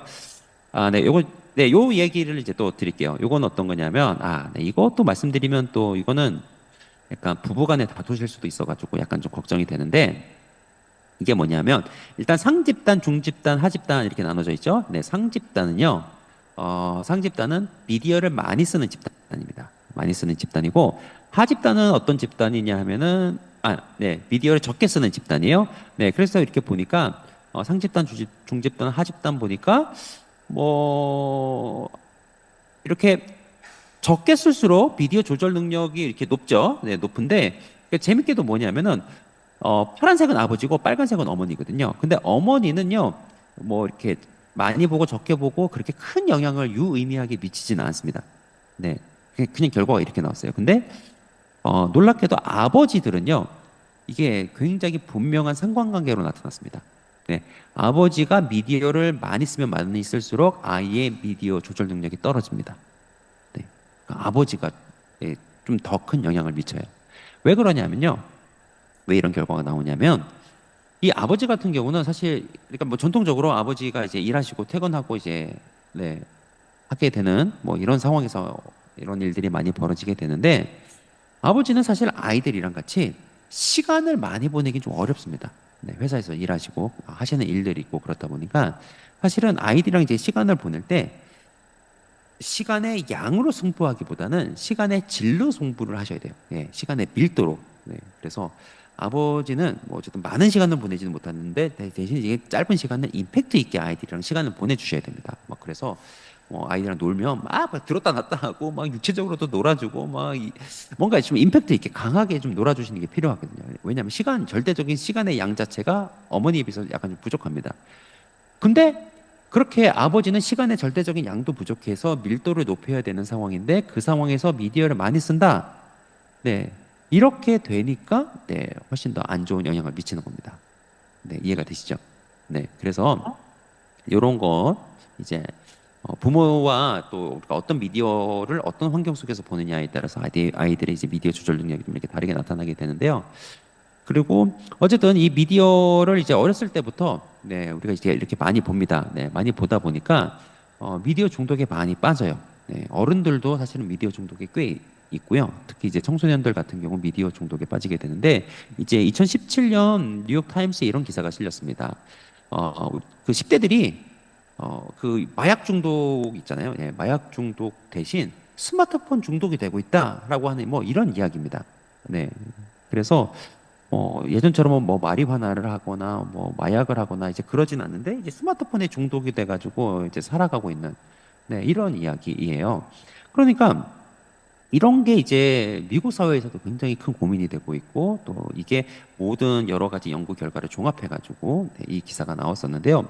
실제로 우리나라도 그렇고 뭐 어디에서든 우리 청소년들의 또 미디어 중독의 문제가 굉장히 심각합니다. 네, 사실은 어른들도 미디어 중독 문제가 꽤 있어요. 자, 근데 왜 이렇게 미디어 중독의 문제가 심각하게 나타나는 것일까요? 왜 이렇게 미디어 문제가 네, 안에 심각하게 있었는데 나타날까요? 네, 뭐라는 거. 이렇게 본다면 저는 이 미디어 중독의 문제가 이게 원인이라고 생각합니다. 네, 우리가 이마고 데이 이게 하나님의 형상이라고 한 뜻이거든요. 네, 우리가 하나님의 형상으로 만들어졌기 때문에 우리 모두가 이 중독의 문제가 생길 수밖에 없습니다. 약간 의아하시죠? 우리가 하나님의 형상으로 만들어진 거랑 중독이랑 무슨 상관이냐? 네, 이렇게 생각하실 수 있습니다. 그것과 무슨 상관이야? 근데 제가 지금부터 설명을 드릴게요. 진짜 지금부터 잘 들으셔야 됩니다. 굉장히 중요한 설명인데요. 그러니까 하나님께서 우리를 하나님의 형상으로 만드셨어요. 근데 왜 우리를 하나님의 형상으로 만드셨는가라고 하는 게 되게 중요합니다. 즉, 하나님이 우리를 하나님의 형상으로 만드신 거는 어떤 특별한 목적이 있으셨어요. 우선 하나님과 우리가 어떤 존재로 네, 서로 하나 교제하고 네, 하나 온전히 연합하고 네, 인격적으로 친밀한 관계를 가지면서 살아갈 수 있도록 우리를 하나님의 형상으로 만드셨습니다. 그리고 뿐만 아니라 창세기 1장 27절, 28절 말씀에서 알 수 있듯이 우리가 생육하고 번성하면서 이 땅을 하나님의 창조의 동력자로서 개발하고 번성하고 또 새로운 문화들을 만들어내는 네, 이런 사명을 가진 사람들로 만드셨어요. 네. 그래서 우리를 하나님의 형상으로 특별하게 만드셨습니다. 네. 근데 이제 문제는 뭐냐면은 인간이 타락하게 되면서 하나님의 형상에 있어서 좀 많은 부분들도 잃어버리게 됐고요. 더 큰 문제는 뭐냐면은 우리가 하나님의 형상을 이렇게 만들어지면서 원래 의도된 그 처음에 디자인 있죠. 네. 그 디자인이 제대로 작동하지 않는 환경에 놓이게 된 겁니다. 그러니까 사실 우리에게 이 중독의 문제가 다양하게 나타나는데요. 사실 이 중독을 요 이야기를 먼저 드릴게요. 그러니까 지금 제가 이제 어떤 사람의 마음에 이렇게 구멍이 뻥하게 뚫려 있습니다. 네, 이게 무슨 얘기냐면요. 모든 인간들의 원래 디자인이 뭐냐면은 하나님의 형상으로 만들어져서 하나님과 계속해서 연합하고 교제하고 친밀하게 하나가 되고 그러니까 하나님과 함께 살아가고 네, 이런 존재로 만들어졌어요. 근데 우리가 타락 이후의 삶을 살고 있기 때문에 우리가 에덴 동산처럼 타락 이전처럼 하나님과 온전히 연합하고 하나님과 온전히 하나 되고 하나님과 온전히 교제하는 삶을 살아갈 수가 없는 겁니다. 즉 우리 처음에 디자인 자체가 하나님으로 채워야 되는 부분이 원래 있어요. 우리가 그렇게 만들어졌습니다. 근데 문제는 우리가 이 타락한 이후의 세상을 살아가고 있기 때문에 원래 의도된 대로 온전하게 하나님과 연합하고 교제하면서 하나님으로 채우면서 살아갈 수가 없는 그런 상황이 되어버린 겁니다. 그래서 우리가 다 이 빈 공간이 있어요. 이 빈 공간이 얼마나 큰 빈 공간이냐면 하나님으로 채워야 되는 빈 공간인 거예요. 그래서 우리가 다 중독에 걸리는데 중독에 걸리는 이유가 뭐냐면은 하나님만이 주실 수 있는 거예요. 하나님만이 채울 수 있는 우리 영혼의 공백이 있는데 이거를 자꾸 하나님이 아닌 다른 걸로 채우려고 하는 겁니다. 근데 이제 문제가 뭐냐면 이 공백이 얼마나 큰 공백이에요. 그렇죠. 하나님만이 채울 수 있는 그 정도로 큰 공백이거든요. 이 공백이. 그렇기 때문에 다른 그 어떤 걸로 채우려고 해도 안 찹니다. 그래서 계속해서 그냥 더 하면 되겠지, 더 하면 되겠지 하다가 보니까 점점 중독이 되는 거예요. 하나님이 주실 수 있는 건데 다 자꾸 하나님이 아는 다른 것에서 찾으려고 합니다. 그래서 사실 우리가 이제 유튜브 같은 걸 많이 해요. 유튜브 특히 어른들도 많이 보죠. 어른들도 뭐 집에 가서 쉬실 때 누워가지고 이제 스마트폰 이렇게 유튜브 보면서 이렇게 소파에 누워 있다가 스마트폰을 떨어뜨리기도 하고 뭐 이런 일들이 있으셨을 텐데, 근데 스마트폰 한 이유가 뭡니까? 뭐 다른 게 아니에요. 뭐 좀 쉬고 그리고 좀 재밌으니까 뭐좀 재밌는 거 보려고 유튜브를 봅니다. 근데 이것도 우리가 한번 따져보자는 거예요. 우리를 궁극적으로 쉬게 해주실 수 있는 분이 누군지, 우리에게 정말 진정한 쉼을 주고 진정한 기쁨을 줄 수 있는 분이 누구냐라고 하는 겁니다. 사실 하나님이세요. 네. 진정한 쉼과 기쁨은 하나님이 주실 수 있는 겁니다. 근데 하나님이 아닌 뭐 유튜브를 통해서 채우려고 하는 거예요. 그러면 이게 차겠습니까?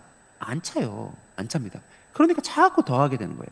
더하게 되는데 더하게 되면 될수록 더 안 찹니다. 네. 또한 우리 아이들이 게임도 많이 합니다. 네, 우리 아이들 게임 중독이 돼가지고 뭐 게임 붙잡으면 뭐 진짜 정신을 못 차리고 막 게임을 하죠. 뭐 저희 집 애들도 이렇게 게임할 때 보면은 진짜 옆에서 엄마가 미쳐가고 있는데 아무것도 몰라요. 그러면서 온갖 게임 속에 빠져가지고 정신을 못 차리고 있는데 우리 아이들이 게임을 왜 합니까? 근데 이렇게 물어보면 뭐 부모님들이 대부분 그러세요. 뭐 재밌으니까 게임을 하죠. 뭐 이런 얘기를 하십니다. 근데 아이들이 재밌어서만 게임하는 건 아닙니다. 게임 중에 엄청 노가다스러운 것도 많아요. 뭐 이렇게 계속 뭐 찾아다녀야 되는 것도 많고, 뭘 이렇게 지어야 되는 것도 많고, 뭐 힘든 것도 많아요. 시간도 많이 들고. 근데 그 아이들이 그렇게 열심히 게임을 하는 이유 중에 하나는 뭐냐면은 성취감이라고 하는 겁니다. 성취감이 아이들이 이 게임을 하는 데 있어서 되게 중요해요.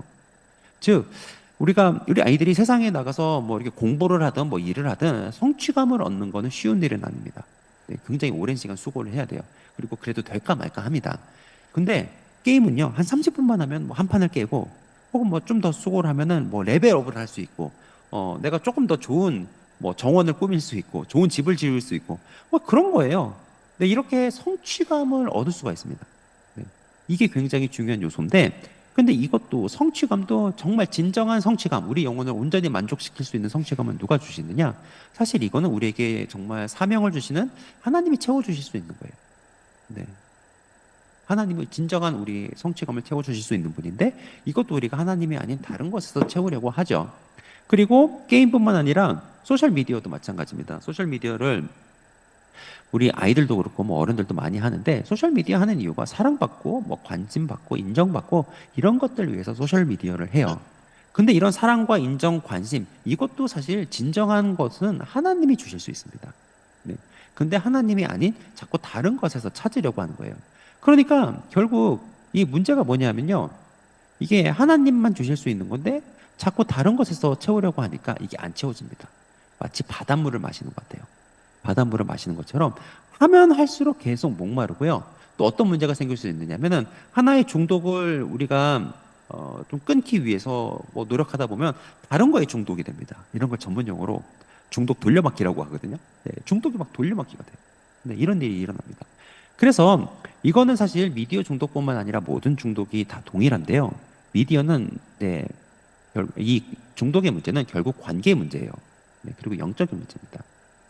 그렇기 때문에 요거를 이해하시고 우리가 해법을 생각을 하셔야 돼요.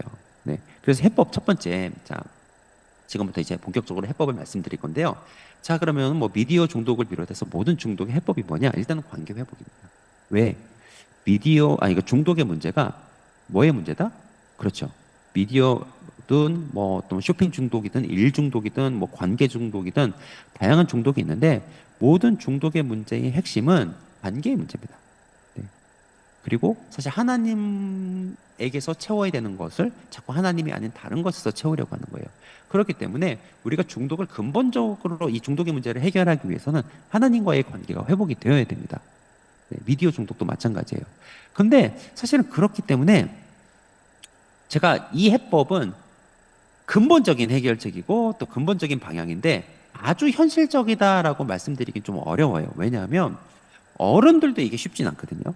어른들도 쉽지 않기 때문에 우리 아이들이 하나님과 관계가 회복이 돼서 온전히 이 문제가 없어진다. 근데 요거는 제가 진짜 현실적으로 봤을 때는 좀 어려운 문제입니다. 그러나 그럼에도 불구하고 제가 이 이야기를 드리는 이유는 뭐냐면은 관계라고 하는 게 되게 중요하기 때문이에요. 그러니까 우리 아이들이 이제 게임을 하면요. 모든 게임을 하는 아이들이 다 중독에 걸리는 건 아닙니다. 근데 어떤 아이들이 제일 위험하느냐면은 일단 첫 번째는 부모님과의 관계가 안 좋은 아이들이에요. 그리고 혹은 부모님이 맞벌이를 하세요. 근데 이 아이가 친구들과의 관계도 안 좋아요. 그러면 이 아이는 게임 중독이 될 확률이 너무너무 높습니다. 굉장히 높아요. 왜냐하면 사실 우리가 부모님이 자녀들에게 좀 채워주는 것들이 있습니다. 자녀들을 칭찬하고 인정하는 말을 하고 사랑하는 말을 하고 그리고 또 친구들도 마찬가지예요. 서로 인정해주고 이런 것들이 있거든요. 그래서 이제 부모와의 관계, 친구와의 관계 속에서 이게 채워지면 사실 어느 정도는 괜찮아요. 근데 이게 현실 세계에서 내 삶의 관계 속에서 안 채워지게 되면 이 아이는 게임 속에서밖에 이걸 채울 수가 없습니다. 그래서 이 아이는 더 관계 속으로, 더 게임 속으로 들어갈 수밖에 없어요. 그래서 이게 부모의 관계가 안 좋고 친구와의 관계가 안 좋고 그러면 진짜 교회학교 선생님이 채워주시든가 어쨌든 관계 문제가 어느 정도로는 좀 회복이 될 수 있도록 도와주시는 게 되게 필요합니다. 네. 그리고 게임 중독은 뭐 다양한 치료 방법이 있지만 이 관계 회복이 굉장히 중요해요. 네. 그래서 이 관계 문제를 일단 첫 번째로 말씀을 드리고요. 그리고 두 번째 해결책을 말씀을 드리는데 저는 두 번째 해결책이 조금은 더 현실적이라고 생각합니다. 두 번째 해결책은 좋은 미디어로 채우는 거예요. 즉 제가 아까 미디어 문제, 우리 자녀들의 미디어 문제는 편식의 문제라고 말씀드렸잖아요. 그렇기 때문에 편식이 아니라 아이들이 골고루 좋은 미디어를 섭취하도록 하는 거죠. 네. 실제로 마태복음 12장 말씀을 보면 재미난 말씀을 예수님께서 하십니다. 무슨 말씀을 하시냐면은 어떤 사람이 집에 이제 귀신이 있어요. 그래가지고 너무너무 힘들게 지냅니다. 너무너무 힘들고 막 그랬는데 이 사람이 어쨌든 막 힘쓰고 애쓰고 해가지고 그 귀신을 쫓아냈어요. 근데 그 귀신이 쫓겨나가지고 막 돌아다닙니다. 갈 데가 없어가지고 돌아다니고 막 그랬는데 돌아다니다 보니까 진짜 갈 데가 없어가지고 뭐 밑자야 본전이지 하고는 원래 내가 살던 집에 한번 와봤습니다. 이 집은 어떻게 돼 있나 하고 쓱 봤어요. 그랬더니 깨끗하게 청소가 돼 있는데 아무도 와 있지 않는 거예요. 그래가지고 이 귀신이 잘 됐다.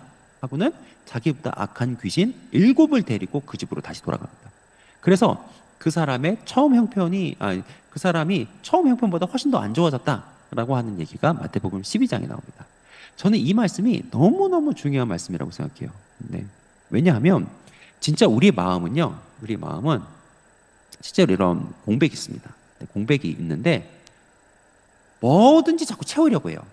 네, 빈 걸로 있으려고 하진 않습니다. 네, 진짜 그러니까 좀 허기져가지고 배고픈 사람이 배가 고프면 뭐로든 그 배를 채우려고 하잖아요. 네, 그거랑 똑같습니다. 우리 영혼의 공백은요, 다 느끼거든요. 그렇기 때문에 뭐든지 간에 그걸로 채우려고 합니다. 그렇기 때문에 가급적이면 좋은 미디어로 채워주자는 거예요.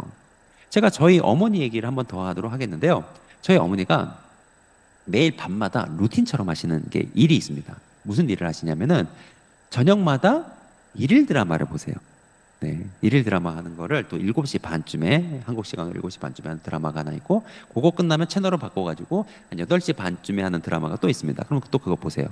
네, 그렇게 하루 일로 드라마를 보시고 네, 그리고 주무십니다. 네, 그리고 새벽기도 가려고 일찍 주무시는데 근데 이게 일일 드라마가 보면은 어떻게 재미나요? 뭐가 재미나냐면은 제가 이제 가끔씩 부모님 댁에 가면은 그렇게 자주 가지는 못하거든요. 뭐 요즘 한 달에 한 번 뵐까 뭐 이렇게 하는데 한 달에 한 번 가면 어머니가 이제 그 일일 드라마를 보고 있잖아요. 그럼 제가 옆에 앉아서 이렇게 보다 보면은 웃기는 게 뭐냐면은 한 달에 한 번 보는데요.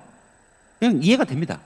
근데 한 달에 한 번 봐도 큰 문제가 없어요. 근데 그게 일일 드라마 특징인 것 같은데 어쨌든 그 일일 드라마를 보는 게 매일의 루틴이에요. 그러고 이제 주무시고 그러는데 근데 제가 이제 저 혼자 어머니 댁에 갈 때도 있지만 제가 이제 손주들을 데리고 이제 어머니 댁에 이제 갈 때가 있습니다. 그래서 어머니 아버지랑 같이 지내시는데 부모님 댁에 가면은 요즘은 저희 어머니가 저희 그 큰아들이랑 같이 뭘 하느냐면은 이 다이아몬드 게임이라고 하는 걸 합니다. 네, 요거 보드 게임 비슷한 건데 이렇게 뭐 건너가고 막 이렇게 하는 거예요. 그거를 할머니하고 손자하고 진짜 막 싸워가면서 합니다. 막 서로 물러줘라 막 이러면서 엄청 신경전을 벌이면서 그거를 하세요. 네, 그리고 저도 이제 집에 가면 어머니랑 얘기도 많이 하고 뭐 이제 놀고 막 그러죠. 근데 이제 그러다 보면 이제 저희가 이제 집에 가서 한참 이야기하고 놀고 뭐 그런 게임도 하고 그러다 보면은 어머니가 드라마 보는 시간을 깜빡하십니다. 그래가지고 제가 이제 시계를 보고 드라마 할 시간이 돼가지고 어머니 지금 드라마 할 시간이네요. 드라마 안 봐요? 그러면 어머 시간이 언제 이렇게 됐니? 하고는 막 그때 막 부랴부랴 막 리모컨 찾습니다. 그래가지고 어이구 시간이 언제 이렇게 됐어? 하고는 텔레비를 틀라 그러시다가 에이 뭐 내일 보지 이러십니다. 대체로 그러세요. 근데 왜 그러실까요? 근데 실제로 일일 드라마가 내일 봐도 큰 상관이 없기 때문이기도 하고요. 그리고 더 큰 이유는 뭐냐면 어머니가 이제 저희가 집에 안 갈 때는 뭐 아버지랑 두 분이서 이렇게 사시는데요. 뭐 두 분이 그렇게 뭐 이렇게 알콩달콩 사시지는 않거든요. 네. 그래서 저녁에 그냥 심심하고 외로우니까 그 시간을 뭐 적적한 시간을 뭐로 채웠느냐? 드라마로 채웠어요. 네, 드라마 보는 걸로 채우셨습니다. 근데 지금은 집에 누가 와 있어요? 아들이 와 있고 그리고 손주들도 와 있고 막 이렇잖아요. 그러니까 드라마보다 더 재미난 걸로 채우실 수 있는 겁니다. 그러니까 굳이 드라마를 안 보세요. 여러분 이게 답입니다. 네. 그럼 중요한 게 뭐냐면요. 우리 아이들이 미디어를 절제하라. 여러분 이거는요 답이 아니에요. 왜냐하면 어른도 절제가 안 되잖아요. 그럼 그렇지 않습니까? 어른들도 절제가 안 되는데 애들이 절제가 되겠습니까? 애들이 절대 절제가 안 됩니다. 그렇기 때문에 단순히 참아라라고 하는 건 답이 아니고요. 그냥 더 좋은 미디어 그리고 더 좋은 걸로 아이들이 채워서 그냥 자연스럽게 미디어를 줄여나가도록 하는 겁니다. 자, 그러면 어떤 미디어로 채울까요? 네, 일단 제가 추천하는 첫 번째 미디어는 책입니다. 네, 책이라고 하는 미디어를 추천을 드리는데 특히 이 책이라고 하는 미디어가 앞으로 다가올 인공지능 시대에 진짜 중요해집니다. 네, AI 시대에 점점 책을 더 많이 봐야 되고요. 근데 그런 이유가 뭐냐면 사실은 AI 시대에 나타날 수 있는 굉장히 중요한 문제 중에 하나가 뭐냐면 아이들의 인지 능력과 창의력이 좀 떨어질 수 있다라고 하는 겁니다. 그러니까 사고력이 떨어진다는 거예요. 근데 이런 문제를 일단 저도 고민하고 있지만 이게 이제 워싱턴 포스트지에 실렸던 기사인데 이 자슈아 윌슨이라고 하는 분이 델러웨어 대학의 이제 교육학 교수님이신데 이분이 어떤 얘기를 하셨냐면은 이분이 이런 이야기를 하셨습니다. 우리가 이제 생각하는 능력 있죠. 사고력은 글쓰기를 통해서 어쨌든 향상이 되는데 챗GPT는 그냥 바로 결과가 나오거든요. 그렇기 때문에 이런 인공지능 자꾸 쓰다 보면 사고력이 좀, 사고하는 방법이 좀 떨어질 수도 있다. 그런 능력이 떨어질 수 있다. 네, 이런 얘기입니다. 그러니까 우리가 이 문제를 쉽게 생각하시면 안 돼요. 그래서 실제로 이제 인공지능을 개발하고 있는 오픈 AI나 구글 같은 회사도 보면 어린아이들이 이거를 쓰지 못하도록 합니다. 네, 오픈 AI 같은 경우도 13세부터 18세 같은 경우는 부모가 관리하면서 쓰도록 돼 있습니다. 아이들은 이걸 못 쓰게 해놨어요. 왜냐면 이걸 하면 아이들이 사고력이 떨어질 수 있으니까. 어, 그러니까 이게 굉장히 심각한 문제가 될 수 있습니다. 그래서 실제로 우리도 한번 생각을 해볼게요. 네, 제가 이제 요즘 이제 사람들한테 물어봅니다. 전화번호 몇 개나 기억하세요? 이렇게 물어보면 대체로 보면 한 3개, 4개입니다. 네, 3개, 4개 정도밖에 기억을 못 하세요. 그 이유가 뭐냐면 스마트폰에 요즘 다 저장해 놓고 쓰거든요. 그러다 보니까 요즘 전화번호를 외우시는 분이 없어요. 근데 예전에는요, 제가 어떤 목사님한테 한번 물어봤더니 어떤 목사님은 전화번호를 200개 외웠다 그러시더라고요. 네, 예전에는 전화번호 많이 외우고 다녔습니다. 근데 이런 기기들을 쓰니까 우리가 전화번호 안 외워요. 그리고 내비게이션 쓰고 그러니까 일도 이제는 잘 안 외워집니다. 기계를 쓰면 그만큼 사고력이 떨어질 수밖에 없어요. 근데 인공지능 시대는요, 사고력이 되게 중요해집니다. 왜냐하면 인공지능을 잘 사용하려면요, 이거를 질문을 잘해야 되거든요. 네, 그렇기 때문에 사고력이 더 필요해지는 시대가 되는데, 인공지능을 쓴다. 그러면 이게 또 사고력이 떨어질 수 있는 겁니다. 이게 되게 아이러니한 상황이에요. 제가 실제로 이거 예를 한번 보여드릴게요. 이거 스테이블 디퓨전이라고 하는 사이트인데, 우리가 텍스트로 명령을 입력하면 그림을 그려줍니다. 제가 그래가지고 그림을 한번 그려봤어요. 그래가지고 어떤 여자들 그려달라 그랬더니 이렇게 그려줬습니다. 네, 좀 이상하죠? 네, 그리고 남자들 그려달라 그랬더니 이렇게 그려줬어요. 네, 제가 이제 입력했는데 이렇게 나왔습니다. 근데 이거를 전문가들이 질문을 하고요. 전문가들이 이런 프롬프트를 이제 입력을 하잖아요. 그러면 이 정도 수준의 결과물이 나옵니다. 네, 결과물 수준이 달라요. 그러니까 인공지능이요, 이제는 질문을 하면 답을 다 주는 시대가 됐어요. 근데 중요한 건 이제는 질문을 잘해야 되는 거예요. 좋은 질문을 해야 좋은 답을 내놓습니다. 네. 그래서 이제는요, 질문하는 게 되게 중요한데요. 질문이 이제 중요한 게 뭐냐면요. 질문 같은 경우는 우리 누가 줄 수 없어요. 스스로 사고하면서 질문을 만들어내야 됩니다. 질문의 특징이 그거예요. 답은 내가 줄 수 있는데, 답은 선생님이 주거나 부모님이 줄 수 있는데, 질문은요, 누가 줄 수 있는 게 아닙니다. 스스로 생각을 해내야 돼요.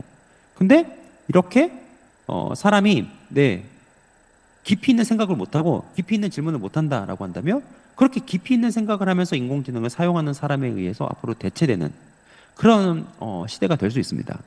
근데 이제 문제는 뭐냐면요, 이렇게 사고력이 중요하고 사고력을 위해서 책을 읽어야 된다라고 하는 게 되게 중요한 걸 우리가 다 아는데, 문제는 이거죠. 애들이 책 읽기를 싫어하잖아요. 네. 그래서 제가 이제 아이들 미디어 문제 다른 좋은 비디오로 채우세요. 뭐 책으로 채우세요. 뭐 이런 얘기하면은 부모님들이 되게 실망을 하십니다. 뭔가 확실한 답이 있는 줄 알았는데 우리 애는 책을 안 좋아해요. 뭐 이런 얘기를 많이 하고 그러시는데요. 근데 이제 저도 처음엔 그렇게 생각했습니다. 근데 이거를 함께 읽잖아요. 네, 책을 함께 읽으니까 아이들이 책 그렇게 안 좋아하고 그러지 않습니다. 네, 제가 실제로 지금 청소년 북클럽을 하고 있잖아요. 네, 청소년 북클럽을 하고 있는데 요 아이들이요, 중학교 지금 1학년 한국 나이로 이제 2학년 올라가요. 중학교 2학년부터 해가지고 고등학교 2학년 정도 되는 아이들 이제 8명이서 같이 하는 북클럽 수업입니다. 그래서 이렇게 지금 수업을 하고 있는데 분위기 어떤가요? 네, 나쁘지 않습니다. 네, 아이들 책 읽는 거 되게 좋아해요. 네, 그리고 여기 이제 맨 오른쪽에 있는 여학생 같은 경우는요, 얘 같은 경우는 자기는 이제 고3까지 그냥 계속 할 거래요. 그냥 계속 할 거랍니다. 그리고 그 옆에 앉아 있는 애는 요때 당시 중2였어요. 중2병 걸린 남자였는데 요 아이가 뭐라고 이야기하느냐면은, 나는 우리 북클럽 하는 시간이 주말보다 좋대요. 주말은 정신없이 지나가는데 북클럽 하는 시간은 자기 삶의, 진짜 이 애가 쓴 표현 그대로입니다. 자기 삶의 오아시스 같은 시간이래요. 네. 그리고 뭐 다른 애들도 다 뭐 부모님이 처음에 억지로 좀 하라 그래가지고 처음에 좀 불만이었는데 지금은 하기를 되게 잘했다 생각이 들어가지고 사실 부모님한테 좀 고마운 마음이다 뭐 이런 얘기하고요. 어떤 애는요, 우리가 2시간씩 하거든요. 2시간 좀 짧은 것 같다. 3시간 해도 된다. 뭐 이런 이야기를 합니다. 네, 이런 이야기 하고 있고요.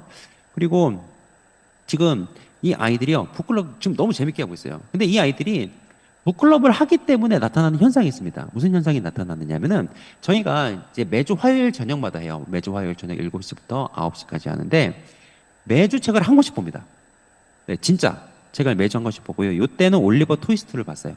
네, 올리버 트위스트 보는데 근데 이제 매주 책을 한 권씩 보는데 여러분도 한번 생각을 해보세요. 일주일에 책을 한 권씩 읽는 게 쉬울까요?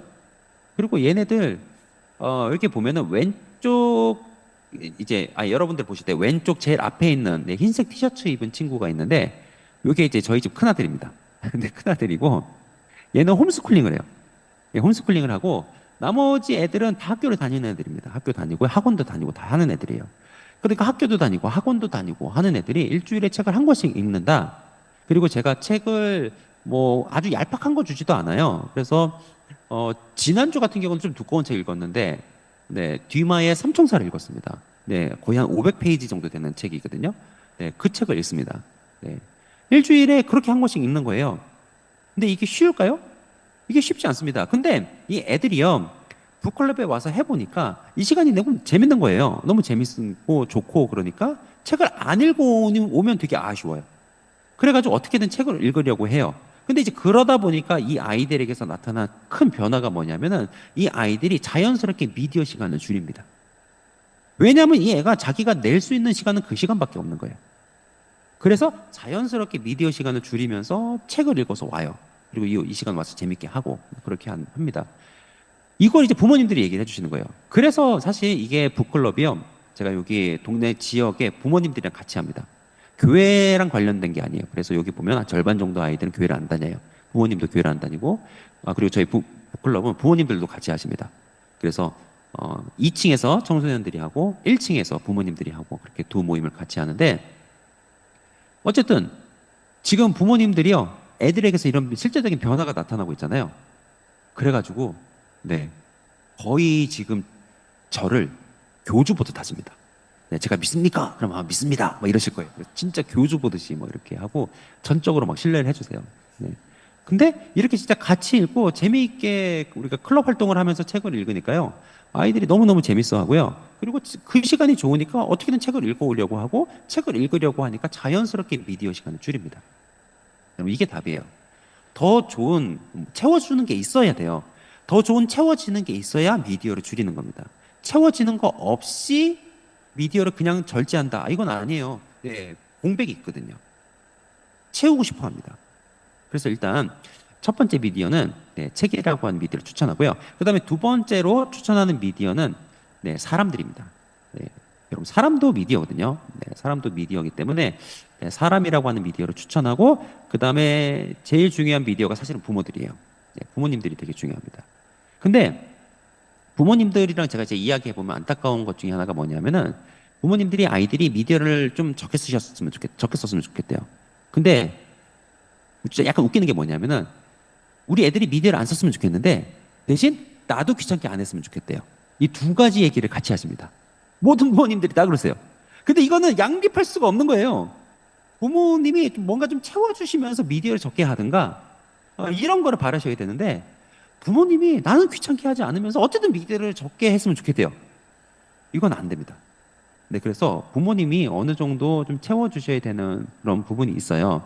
그리고 네, 시간이 지금 엄청 빨리 가네요. 지금 빨리빨리 한다고 노력하고 있는데 그리고 어떤 부모님들 같은 경우는 또 아예 금지시키는 부모님도 계십니다. 네, 아예 금지시키는 부모님도 계시는데 요거에 대해서도 저도 어느 정도는 동의를 하지만 네, 저는 현실적이지 않다고 생각해요.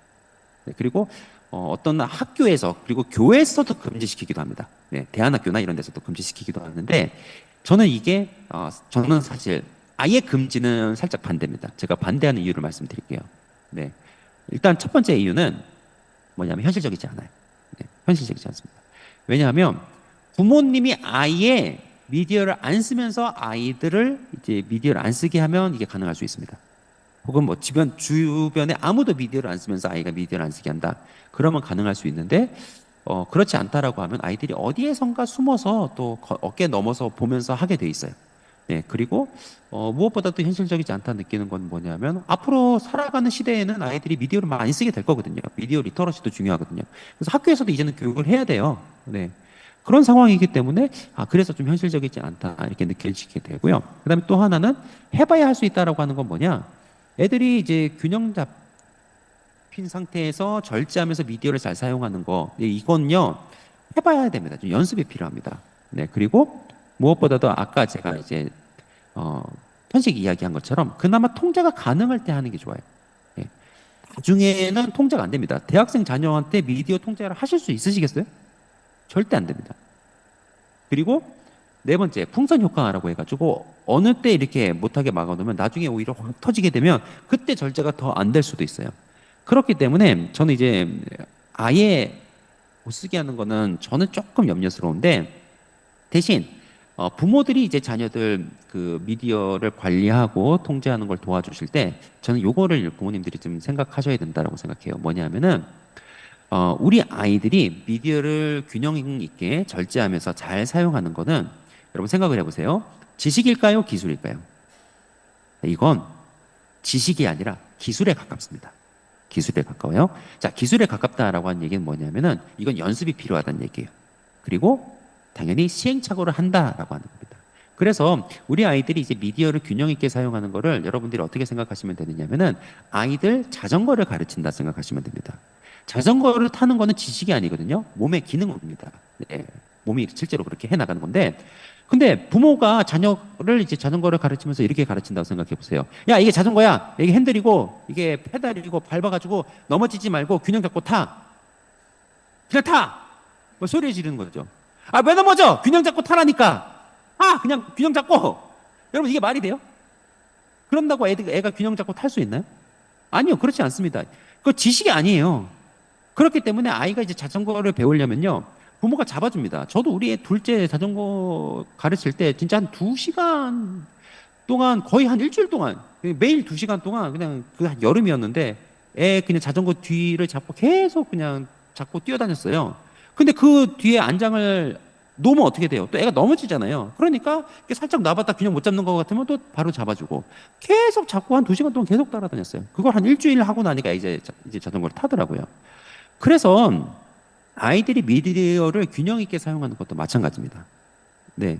이거는 지식이 아니에요. 이거는 기술입니다. 네, 자전거 탄다 생각하시면 돼요. 애가 미디어를 이렇게 균형 있게 지가 혼자 쓰는 것 같다가도 금방 이제 균형을 못 잡아요. 그럼 잡아줘야죠. 근데 계속해서 부모가 잡아주고 하셔야 됩니다. 이게 말 한마디로 될 수 있는 문제가 아니에요. 부모가 쉽게 가려고 하면 절대 안 됩니다. 네, 계속해서 도와주셔야 돼요. 지금 저희 집 애가 지금 고2 올라가는데요. 첫째가 얘는요. 지가 원하는 대로 유튜브도 하고 뭐 게임도 하고 뭐 할 수 있습니다. 근데 조건이 하나 있어요. 뭐가 있느냐면요. 애가 우리 집에는요. 자기가 책을 읽은 시간만큼만 미디어 할 수 있습니다. 이게 조건이에요. 그래서 매일 미디어 일기를 써요. 매일 미디어 일기 쓰고 그거 마이너스 되면 이제 그 다음부터 미디어 기기를 못 씁니다. 그래서 책 읽은 시간만큼만 할 수 있게 되는 그런 게 있는데 그래서 그걸 애가 매일 지금도 쓰고 있고요. 저도 매일 봐요. 네, 그걸 공유 문서로 해가지고 저랑 저희 아내랑 매일 봐주고 있는데 그래서 뭐 그날 밤까지 이게 마이너스가 될 것 같다 그러면은 뭐 어차피 우리가 11시 되기 전에는 11시 이후에는 미디어를 못 쓰는데 그 이전이라 할지라도 우리가 미리 개입해가지고 얘기를 해줍니다. 네. 그래서 아이가 좀 균형을 잡을 수 있도록 도와주죠. 계속해서 하셔야 돼요. 매일매일 부모님이 애가 언제까지 균형 잡고 잘 탈 때까지. 네, 이렇게 하시는 거 기억하시고요. 그 다음에 또 한 가지 이제 부모님들이 이런 질문을 또 많이 하세요. 스마트폰을 언제부터 쓰게 하는 게 좋겠냐? 이것도 진짜 문제예요. 그리고 이미 지금 부모님들이 스마트폰을 쓰게 하신 분들도 있을 수 있습니다. 네, 그래서 일단 요거에 대한 기본적인 원칙을 말씀을 드릴 텐데요. 이게 지금 나이가 있거나 뭐 그런 게 아니에요. 조건이 있습니다. 어떤 조건이 있냐면 이게 조건입니다. 아이들에게 독서 습관이 생긴 다음에 스마트폰을 주셔야 돼요. 그리고 더 정확하게 이야기하면 아이가 책 읽는 뇌가 된 다음에 이 스마트폰을 주셔야 돼요. 이게 제일 중요한 원칙입니다. 왜 그러냐면은 여러분 이걸 한번 보세요. 자, 이거 보면 어떻죠? 이게 뭔가요? 이파리가 한 개 달린 사과와 좀 있는데 이게 머릿속에 그려지나요? 잘 그려지세요?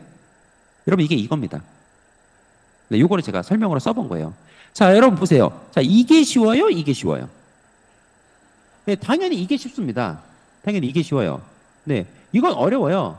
근데 제가 정말 중요한 거 여러분들께 말씀드리겠는데요. 우리 인간이요, 책을 읽는 거 있잖아요. 책을 읽는 거는 인간이 하는 여러 가지 인지 활동 중에서 가장 복잡한 인지 활동입니다. 가장 어려운 인지 활동이에요. 네, 차라리 강의를 듣는 거는 쉬워요.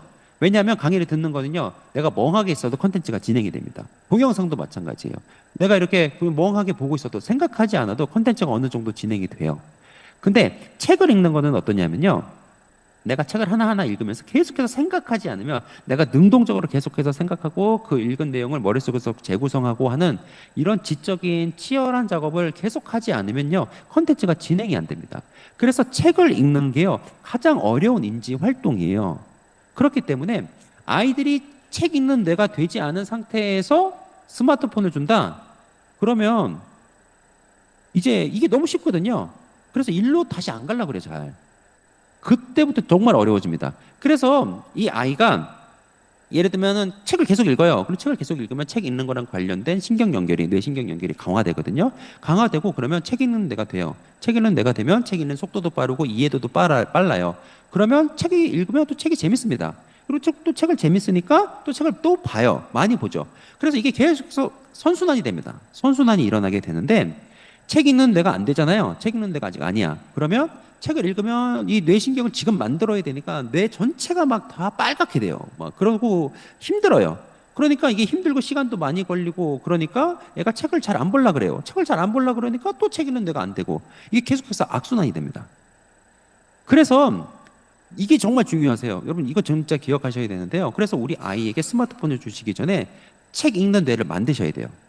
그리고 이 책 읽는 뇌를 만든다라고 할 때 중요한 게 뭐냐면요, 학습 만화는 안 들어갑니다. 뭐 Y 시리즈 뭐 이런 거 있거든요. 학습 만화는요, 네, 학습 만화는 이쪽이에요. 네, 이쪽이기 때문에 이거는 네, 책 읽기 안 들어간다 생각하시면 돼요. 그래서 그냥 글 있죠. 예, 글로 주로 되어 있는 책을 아이가 잘 읽으면서 책을 빠르게 읽고 이해도가 높고, 그리고 그것을 통해서 아이가 책 읽는 재미를 느끼고 독서 습관이 어느 정도 자리가 잡힌 다음에 그 다음에 스마트폰을 주셔야 돼요.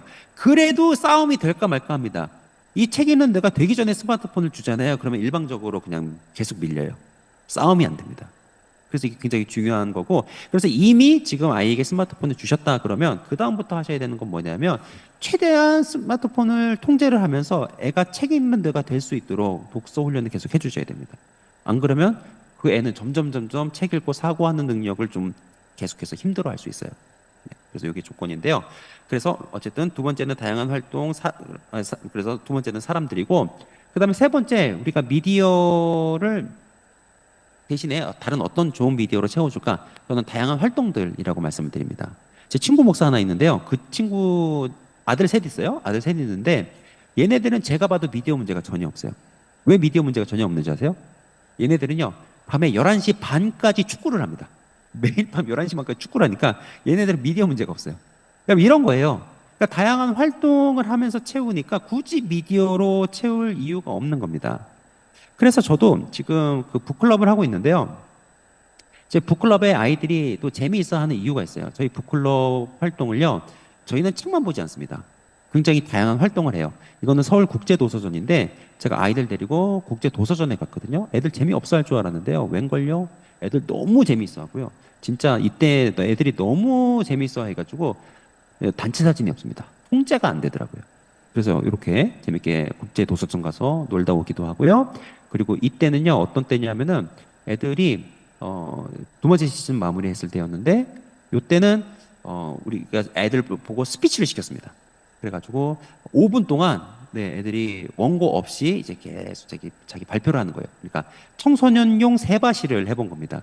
근데 이게 사실은 원고를 보고 읽어요. 이게 스튜디오에서 프롬프트 보고 이제 프롬프트에 원고가 쭉 올라가면 이제 그거 보면서 이제 아이들이 읽으면서 얘기를 한 거였거든요. 근데 이제 제가 나중에 이거 영상을 편집해가지고 이제 보내드렸더니 부모님들이 또 막 기절하려고 하셨어요. 왜냐하면 우리 애가 5분 동안 원고도 없이 말을 이렇게 잘하나? 뭐 이렇게 하고 너무 감동하시더라고요. 그래가지고 제가 차마 프롬프트 썼다라는 말을 아직도 못하고 있어요.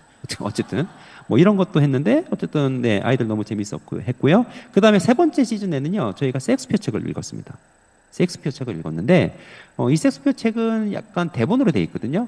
그래가지고 이때는 연극놀이 선생님이 오셔가지고요. 첫 주 때 연극놀이 활동을 했어요. 연극놀이 활동을 하고 그리고 책을 읽는 동안에도 계속해서 우리가 대본 리딩을 했습니다. 대본 리딩 해가지고 저희들이 뭐 연극을 해보는 것처럼 놀았고요. 그 다음에는 우리 아이들이 베니스의 상인을 패러디해가지고 조선의 상인 대본을 쓰고 이거를 오디오북으로 녹음을 했습니다. 네. 앞에서 공연은 안 하겠다 그래가지고 어떻게 할까 그러다가 어쨌든 연극을 해봤으니까 우리가 또 이렇게 오디오북을 만들어서 했고요. 그리고 지난 시즌에는 아이들 자기 정체성 찾는 프로그램이어가지고 MBTI 뭐 세미나를 하기도 하고요. 그리고 죽은 신의 사회 읽으면서 뭐 책상에 다 올라가 보기도 하고요. 그리고 요때는 우리가 해양 쓰레기 관련 세미나도 들었어요. 해양 쓰레기 관련 세미나도 듣고 그리고 직접 해양 쓰레기 보고는 여름 12월 29일 날 바다에 갔습니다. 그래가지고 실제로 해양 쓰레기를 줍고 청소하는 활동도 하고요. 그리고 이때 29일이잖아요. 그래가지고 한 해가 지는 때여서 서해에 갔습니다. 그래서 한 해가 지는 때에 서해가 가서 해가 지는 때 해지는 걸 보면서 같이 이야기도 하고 네 그렇게 했어요. 지금은 여기 저희 북클럽이 8명이 아니라 반이 2반이 됐어요. 반이 2반이 되고 이날 여행 갔을 때도 이제 꽤 많이 가고 뭐 이제 그렇게 했죠. 그래서 이렇게 여행도 가고 네 이런 다양한 활동들을 했습니다. 네. 그러니까 북클럽 되게 좋아하고 아이들이 북클럽이 너무 재밌으니까 또 미디어도 줄여나가고 그러죠.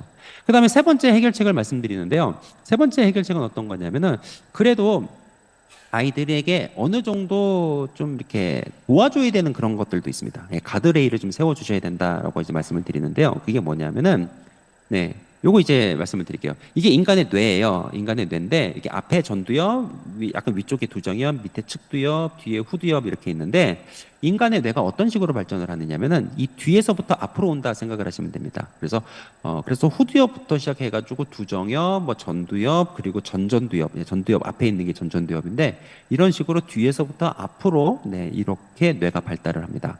자, 근데 이 전두엽 그리고 전전두엽이라고 전두엽 앞에 있는 그 부분이 어떤 역할을 하느냐면은 우리 뇌에서 컨트롤 타워의 역할을 합니다. 이성적으로 생각하고 판단하고 통제하고 조절하고 하는 거를 다 이 전전두엽에서 해요. 근데 문제는 뭐냐면 이 전전두엽이 이 뇌 중에서 뒤에서부터 앞으로 발전하잖아요.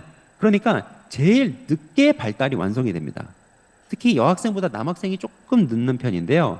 어떤 아이들은 25살 정도가 돼야 완성이 돼요. 예, 20살, 25살. 늦은 아이들은 뭐 30살 가깝게 돼야 완성이 되는 아이들도 있습니다. 그러니까 청소년들 대부분은요, 전전두엽이 대부분 아물지 않은 상태예요. 네, 다 여물지 않은 이런 상태다 생각하시면 되는데, 그래서 제가 이렇게 보면 되게 웃긴 거예요. 뭐냐면, 부모님들이 이제 애들이랑 뭐 선생님들이 또 애들이랑 이렇게 얘기하고 그럴 때 이런 얘기 하십니다. 야, 넌 엄마, 생각이 없냐? 왜 2시간 동안 아무 생각도 없이 뭐 이런 행동을 하고 막 이제 이런 얘기를 하세요. 근데 진짜 얘네들은 뇌가 없습니다. 생각이 없어요. 전천대업이 없어요. 그래가지고 원래 얘네들이 생각하고 통제하고 이런 이성적인 뭐 일을 하는 애들이 아닙니다. 예, 그러니까 부모님이 이제 애들이 이렇다라고 하는 것을 그냥 늘 생각을 하셔야 돼요. 그래서 아이들의 자체적인 스스로 자제력에 맡기시면 안 됩니다. 그래서 좀 이렇게 통제할 수 있는 도구들을 사용하시는 것도 좋아요. 이게 어떤 거냐면은 이건 이제 공신상자라고 하는 건데 예를 들면 스마트폰을 뭐 쓰지 말아라 이렇게 이야기하는 게 아니라 아이들이 공부할 때 스마트폰을 이렇게 상자 안에 넣어두고 타이머를 누르면요. 이 타이머가 되기 전까지는 이게 열리지 않습니다. 네, 스마트폰을 만지고 싶어도 못 만져요. 네, 그래가지고 요 안에 넣어놓고 공부하고 이제 그러는 건데 저희 집에도 이제 지가 혼자 통제하려고 노력하다가 안 되니까 이거 사달라 그러더라고요. 네, 그래서 이런 도구들을 사용하시는 것도 괜찮습니다. 네, 이런 도구들을 사용하셔도 괜찮고 그러나 그럼에도 불구하고 네 조금 상황이 심각한 아이들도 있을 수 있습니다. 진짜 여러분들의 자녀나 가르치는 학생 중에서 좀 심각한 미디어 중독이 있을 수 있다. 네, 충분히 있을 수 있거든요. 네, 그러면 그때는 전문가의 도움을 좀 받으셔야 됩니다. 네, 자 일단 오늘 강의를 좀 마무리하고 이제 또 이제 질의응답도 하고 궁금하신 것도 여쭤보고 하실 테니까 마무리를 할 텐데 자 여러분 미친 짓이 뭐가 미친 짓이라고 생각하시나요? 네, 미친 짓이 뭘까요? 네, 뭐 다양한 생각들을 여러분 하실 수 있는데 아인슈타인이요 미친 짓을 이렇게 정의했습니다. 미친 짓이란 매번 똑같은 행동을 하면서 다른 결과를 기대하는 것이다 이런 얘기를 하셨어요. 굉장히 인상적인 말이지 않습니까? 근데 제가 이 이야기를 드리는 이유가 있습니다. 왜냐하면은 제가 이렇게 강의를 이렇게 쭉 하고 막 그러다 보면 부모님들이 이런 얘기들을 하시더라고요. 그거 좀 너무 지나치게 유난 떨면서 애를 키우는 거 아니냐. 어떻게 애가 뭐 고등학생이 됐는데 뭐 애가 다 컸는데도 미디어로 봐주고 매일같이 뭐 미디어로 봐주고 뭐 그러냐. 어떻게 이렇게 부모가 다 개입하고 너무 힘들다. 그리고 먹고 사느라 힘들다. 그리고 일도 많고 뭐 우리는 사정이 없는 줄 아냐. 그리고 너는 뭐 홈스쿨링 하니까 되는 거 아니냐. 뭐 이렇게 저한테 이런 얘기들을 많이 하세요. 너무 지나치다, 너무 힘들다 이런 얘기를 많이 하시고 저한테 너무 유난 떨면서 애를 키우는 거 아니냐 이런 얘기들을 하시는데요. 근데 저는 그렇게 생각하지 않습니다. 저는 제가 절대로 유난 떤다라고 생각하지 않아요. 왜 그러냐면은 그냥 저는요 우리 집 애에 대해서 조금 다른 기대를 가지고 있습니다. 저는 우리 집 애가요 미디어를 뭐 이렇게 쓰면서도요 미디어에 완전히 그냥 몰입돼가지고 거기에 중독이 되고 뭐 정신이 팔려가지고 사고력도 떨어지고 뭐 그러는 것이 아니라 미디어를 쓰긴 쓰지만 미디어를 활용도 하고 하지만 정말 깊이 있게 사고도 하고 책도 좋아하고 그런 아이로 우리 아이를 키우고 싶어요.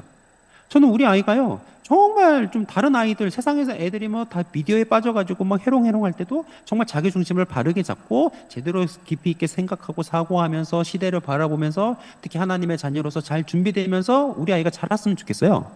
저는 그냥 다른 기대를 가지고 있거든요. 그래서 저는 다른 기대를 가지고 있기 때문에 그냥 그 기대에 맞는 행동을 하는 것 뿐입니다. 저는 이게 전혀 유난 떠는 거라고 생각하지 않아요. 저는 진짜 이게 상식적이라고 생각합니다.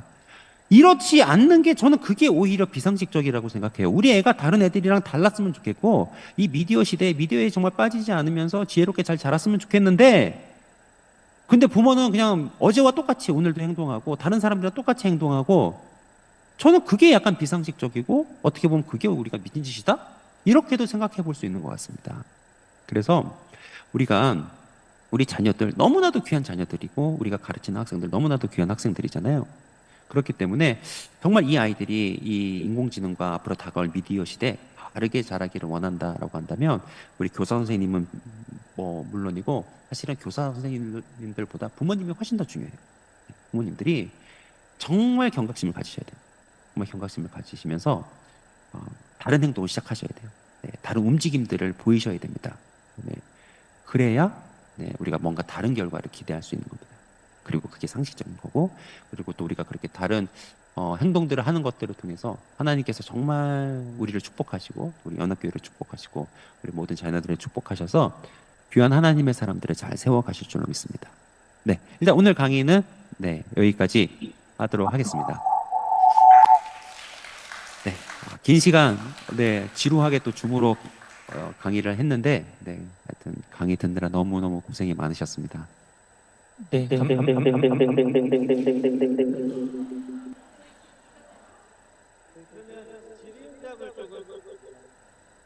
네, 질의응답을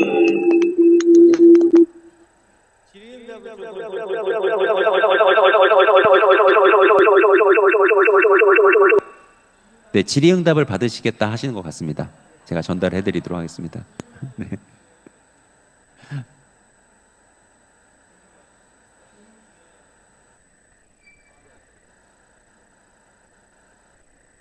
네, 질의응답을 채팅창에 줌으로 일단은 질문 올라온 게 좀 있습니다. 네, 해리포터 되나요? 라고 했는데 해리포터 괜찮습니다. 뭐 나쁘진 않습니다. 네, 부모님들 같이 읽으시면서 얘기하시면 돼요. 그리고 참고로 제가 이렇게 말씀을 드리면 저는 우리 집 애들 읽는 책을 제가 다 읽었습니다. 그리고 심지어 제가 읽은 책만 애를 읽게 합니다. 네, 그게 되게 중요한 것 같아요. 제가 왜 그런 얘기 드리냐면요.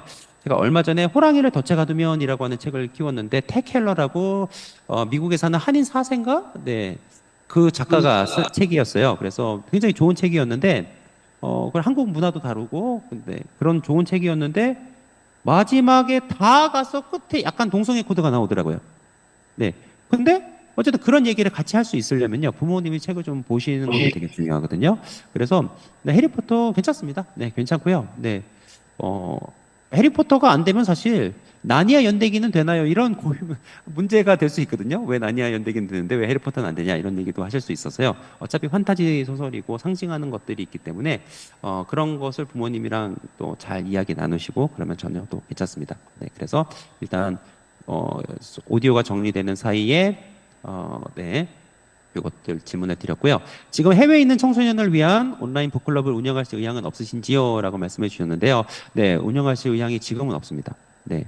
왜냐하면은 제가 지금 운영을 하게 된다면 북클럽을 한 팀 더 해야 돼요. 저희 그 북클럽이요. 지금 이제 8명 제가 아이들 데리고 하고 있는데 저희 그 지역에 소문이 났어요. 네, 소문이 난 이유가 뭐냐면 일단 대학 교수가 직강이잖아요. 그래도 제가 꼴의 대학 교수라고요. 사람들 보기에는 대학 교수가 아이들 청소년들 직접 가르치는 거예요. 그리고 저희가 뭐 회비가 비싸지 않습니다. 한 주에 10,000원꼴이에요. 그래가지고 저희가 8주 과정으로 보통 80,000원씩 받는데 한 달에 40,000원 정도밖에 안 돼요. 네, 근데 이제 대학 교수랑 2시간 동안 아이들 뭐 철학부터 시작해가지고 그리고 문학책 읽으면서 온갖 이야기 다 하고 아이들 뭐 말하는 능력부터 시작해서 그리고 굉장히 다양한 활동도 하고 막 이러잖아요. 그러니까 소문이 지금 너무 잘 났어요. 그래가지고 지금 거의 한 10분 정도 이렇게 대기를 하고 있었습니다. 근데 저는 2개의 클럽을 운영할 만한 여력이 없는 거예요. 그래서 그분들이 한 6개월 정도 대기하시다가 다행히 작년 10월부터 지금 고려대학교에서 고려대 학생이 대학생이 한 분 옵니다. 네, 그래서 그분 매일 2시간씩 와가지고 북클럽 하고 가시는 분이 계시는데 그분이 오셨어요. 그래가지고 한 팀을 더 만들어 주셔서 지금 2반이 됐는데 그래도 지금 대기가 좀 있습니다. 그래서 아마 해외에 만들었다 그러면은 저를 잡아먹으려고 그러실 겁니다. 지금 대기하시던 분들이. 네, 그래서 해외 온라인 클럽을 네, 지금 아마 운영하지는 못할 것 같고요. 네, 잠시만요. 네. 그다음에 집에서 아이들과 북클럽을 해보려고 했는데 북클럽 매뉴얼 같은 걸 갖고 계시는지요? 네, 있습니다. 자, 요거 진짜 중요한 얘기인데요. 제가 지금 채팅방에 제가 이제 이 외부 강의 요청을 많이 받았어요. 미디어 강의 요청을 많이 받고 그리고 제가 청소년 북클럽을 소개를 해드렸습니다. 소개를 해드렸더니 많은 분들이요, 네, 이 북클럽에 대한 자료가 없냐, 뭐 이런 얘기를 너무 많이 하셨습니다. 네, 너무 많이 하셨어가지고. 제가 이제 매번 이제 얘기하기도 너무 번거롭고 그래가지고 아예 한 A4 용지 13장 정도로 저희가 북클럽 시작하면서부터 지금까지 어떻게 운영해 왔는지 그리고 매 시즌마다 어떤 책들을 읽었는지 다 정리를 했어요. 그래가지고 지금 줌 채팅방에 보내드렸습니다. 네, 그거 보시면 됩니다. 그래서 어떻게 처음에 저희 북클럽이 시작이 되고 운영되게 됐는지 네, 그리고 무슨 책을 어떻게 봤는지 네, 그거 보시면 될 겁니다. 네, 그 다음에 네, 차에서 핸드폰을 너무 많이 하는데 차에서는 뭘 하면 좋을까요? 네, 차에서 핸드폰 하는 거 안 좋습니다. 차에서 핸드폰 하면 일단 눈이 진짜 너무 안 좋아져요. 그래서 저희 집 애들도요, 뭐 미디어 너무 뭐 하고 싶어 하는데 차에서는 지들도 안 해요. 네, 지들 이제 눈이 안 좋다라고 하는 거 알기 때문에 차에서는 진짜 하게 하시면요, 정말 눈에 너무 안 좋아요. 네, 그래서 그게 하시면 안 좋고요. 차에서는 뭘 하면 좋을까요? 네, 차에서 뭐든 하셔야죠. 네, 초성 게임을 하시든지 뭘 하시든지 뭐든지 하셔야 돼요. 차에서는 절대 하시면 안 되고요. 그 다음에 핵심 포인트 중에 하나 이유를 뽑는다면 네, 뭐가 있을까요? 클럽의 아이들이 푹 빠지고 재미를 느끼는 가장 핵심 포인트. 이거 진짜 중요해요. 제가 이거 진짜 말씀드릴게요. 자, 여러분들 이제 다 이제 지금 보니까 집에서도 운영을 해보겠다. 그리고 지금 교회에서도 북클럽 운영하시면 좋은데 제일 중요한 게 뭐냐면은 저희 북클럽의 핵심은 북클럽이 아니라 북클럽이에요. 예. 북보다 클럽이 더 강조가 되어 있습니다. 네, 이게 되게 중요해요. 그래서 저는 애들한테도 늘 얘기해요. 우리는 학원이 아니야. 우리는 클럽이야. 우리가 좋아서 모이는 거야. 그래서 나는 너희들한테 절대로 집중해 이런 얘기 하지도 않을 거야. 나 니네들 스마트폰 집어넣어 이런 얘기 하지도 않을 거야. 스마트폰 처음에 제출해 이런 얘기 하지도 않을 거야. 우리는 클럽이야. 대신 니들이 우리가 자발적으로 하는 거기 때문에 이거 싫으면 나가야 돼. 뭐 사실 그러거든요. 근데 그런 거에서 저희는 그래서 클럽이 훨씬 더 중요합니다. 그래서 북클럽을 시작할 때 제가 이제 보내드린 자료 보시면 알겠지만 처음에 우리는 관계 세우기부터 했어요. 네, 친해지는 거 있잖아요. 그래서 서로 친해지고 뭐 가까워지고 하는 거 이거 있죠. 네, 이게 되게 중요합니다. 그래서 그 관계가 잘 만들어지고 인도자랑 관계도 만들어지는 것도 되게 중요한데 아이들끼리도 좋은 관계가 만들어져야 돼요. 그래서 요즘은요 우리 애들이요 그냥 쉬는 주예요. 원래 우리가 8주, 12주 단위로 끊기 때문에 지난 10월에 보면은 5주인가 그때 있었거든요. 그때 원래 쉬어야 돼요. 그래가지고 다음 주 쉬고 11월에 만나자 그랬더니 애들이 그러더라고요. 왜 쉬냐요? 다음 주에. 왜 쉬냐요? 그래가지고 야, 나도 좀 쉬어야지 그랬더니 아니 우리랑 그러면은 뭐 모이는 게 뭐 일하는 거예요? 이러더라고요. 얘들이 이제 자꾸 토론을 했더니 말빨이 세져가지고 아니 나 그렇지 난 니네들이랑 있는 게 일이라고 생각 안 하지. 그러면 같이 놀아도 되는 거 아니에요? 그래가지고 그 다음 주에 모여가지고 우리 그 카멜업이라고 보드 게임을 한 2시간 동안 미친 듯이 했습니다. 네, 그러고 놀았어요. 그러니까 이제는 저희가 클럽이 이제 잘 됐어요. 이제 공동체가 잘 만들어지니까 책 읽는 것도 훨씬 더 거기에 탄력을 받습니다. 네, 그래서 이제 북클럽을 운영을 하실 때 일단 관계를 세우는 게 되게 중요하다라고 하는 거. 네, 그렇고요. 그다음에 네, 운영자 과정. 네, 그건 아직 저희 생각을 안 해봤습니다. 네, 저희 북클럽이 조금 더 잘 운영이 되고, 네, 좋은 결과물들이 있으면 해보겠고요. 그 다음에 아이들이 이 책 읽다가 저 책 읽다가 하는데 어떻게 지도해야 될까요? 네, 대체로는 괜찮습니다. 네, 아이들이 이 책 읽다가 저 책 읽다가 하는 거를 사실은 어른들도 해요. 그 이제 병렬 독서라고 하는데요. 사실은 저도 이제 책을 1년에 많이 보면, 그러니까 평소에는 250에서 한 300권 정도로 봅니다. 1년에 책을 그 정도 보는데요. 저도 이제 병렬 독서를 해요. 근데 병렬 독서가 오히려 지루함을 줄여주는 효과가 있습니다. 그러니까 너무 한 책만 계속 보고 그거 다 보면 그 다음 책 넘어가려면 좀 지루할 수도 있기 때문에 이 책 읽다 저 책 읽다가 하는 거는 나쁘진 않아요. 근데 이 책 읽다가 저 책 읽다가 할 때도 이렇게 계속해서 그 진도가 나가서 그 책을 마무리하는 거는 조금 지도해 주시는 게 좋습니다. 네, 돌려가면서 읽지만 그래도 계속 읽으면서 그 책을 마무리는 하도록 네, 그렇게 해주시면 좋고요. 네. 그리고 그 외에 질문 말고 감사합니다. 네, 이런 거는 생략하도록 하겠습니다. 네, 혹시 또 질문이 있으실까요?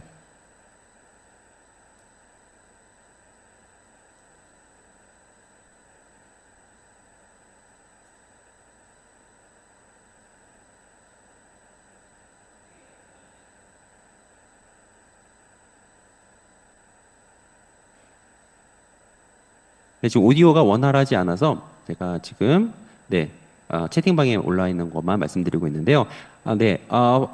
질문이 올라왔습니다. 한글이 조금 더뎠던 저학년 남자아이인데 책 읽기는 좋아하는데 만화책만 보네요. 네, 그렇습니다. 네, 그래서 만화책 보시고 학습 만화 보면요. 네, 요거는 독서 훈련에 안 들어간다 생각하셔야 돼요. 네, 글로 넘어가야 됩니다. 글로 넘어가야 되는데 일단 글밥 있는 책 중에서 부모님이 생각할 때 너무 너무 교훈적이고 좋은 책보다도 일단은 재미가 되게 중요합니다. 재미가 좀 있어야 돼요. 네, 아까 그 아이들이 제가 이제 북클럽 애들 국제 도서전 갔을 때 전천당이라고 있습니다. 예, 그게 전천당 약간 그것도 약간 판타지거든요. 기독교적인 책 아니냐, 이런 고민을 하실 수도 있는데, 또 같이 얘기하고 그러면 괜찮아요. 그렇기 때문에, 어쨌든 그냥 재미있는 책을 일단 가야 됩니다. 그래서, 그 정도 중간쯤에 있는 책들이 있어요. 그래서 저학년 남자아이면요, 충분히 읽을 수 있는 책들이거든요. 그래서 중간중간에 사파도 조금 나와 있고, 일단 내용 자체가 굉장히 재미있는 이야기로 되어 있는, 그런 책으로, 일단은 넘어가면서 하시는 게 좋고요. 그다음에 교회 학교 차원에서 미디어 관련해서 좋은 영향을 미칠 수 있는 현실적인 방법은 어떤 것이 있을까요? 라고 하는 건데, 그러니까 저도 이제 이런 얘기를 많이 드리는데, 그러니까 우리가 미디어 그러면 이제 교회 학교에서도 미디어를 쓰면, 사실은 교회 학교에서도 미디어를 약간은 무분별하게 쓰는 것도 있습니다. 그러니까 예를 들면 성경을 가르친다라고 할 때, 사실 동영상 자료를 보여주고, 이거 너무 쉬워요. 너무 쉬운데, 그러니까 이거를 그러니까 뭔가 실습도 보여드리고 그렇게 하면 되게 좋은데 아이들을 실제로 연극놀이 하듯이 성경놀이를 장면으로 만들어서 이렇게 정지화면 만들고 플레이하면 또 이야기하게 하면서 연극놀이 같은 거를 하면서 아이들이 이제 성경 내용을 이야기하도록 하고 이런 것들도 있거든요. 근데 사실은 이 미디어가 훨씬 더 건전하고 그리고 훨씬 더 파워풀합니다. 훨씬 더 강력한 미디어예요. 네. 그래서 이런 미디어도 얼마든지 쓸 수 있어요. 그리고 그 다음에 저는 교회 학교에서 아쉬운 게 뭐냐면 교회 학교에서 독서 교육이 별로 없어요. 사실 교회 학교에서 초등학교 이제 3, 4학년부터 시작해서는요 신앙서적으로 교육을 할 수 있는 때입니다. 네, 신앙서적으로 교육을 할 수 있는 때예요. 근데 너무 교회 학교에서 너무나도 그냥 분반 과목 중심이에요. 정해진 내용을 교사가 가르치는 거 있죠. 여기에 너무 교회 학교 교육이 집중돼 있어요. 근데 초등학교 3학년 이상부터는 이제 신앙서적을 가지고 아이들이 책을 읽어와서 토론도 하고 이야기하면서 신앙교육을 할 수 있는 시간이 그때예요. 그렇기 때문에 저는 이제 미디어 관련해서 좋은 영향을 미칠 수 있는 현실적인 방법, 저는 진짜 그게 제일 현실적이라고 생각합니다. 갑자기 여러분들이 미디어를 영화를 만들 수 있는 수준으로 만들 수 뭐 그런 건 불가능하거든요. 그렇기 때문에 교회학교 선생님들이 좋은 신앙 서적을 가지고 신앙 서적도 미디어예요. 그리고 아이들이랑 같이 책 읽고 이야기 나누고 토론도 하고 그렇게 하면은 일방적인 교육도 아니에요. 요즘은 학교에서도 가급적이면 일방적인 교육 안 하려고 하는데 교회에서는 너무 일방적인 교육이 좀 많은 거죠. 그렇기 때문에 네, 이런 네, 방법을 통해서 네, 미디어 교육을 하는 그러니까 미디어라고 하는 것을 조금 더 넓게 네, 넓게 이렇게 바라보시면서 영향을 미치면 네, 좋지 않을까. 네, 일단 뭐 짧게 시간이 지금 굉장히 제한돼 있고 지금 보니까 네, 시간이 너무 많이 지났어요. 네, 추천 신앙 서적 리스트 이제 부탁드려도 될 텐데, 네, 요거는 제가 저도 따로 만들어 놓은 건 없습니다. 네, 그래서 요거는 한번 제가 정리를 한번 해서 이제 김반성 목사님이나 혹은 또 정혜준 목사님한테 말씀을 드리도록 하겠습니다. 네, 목사님 감사합니다.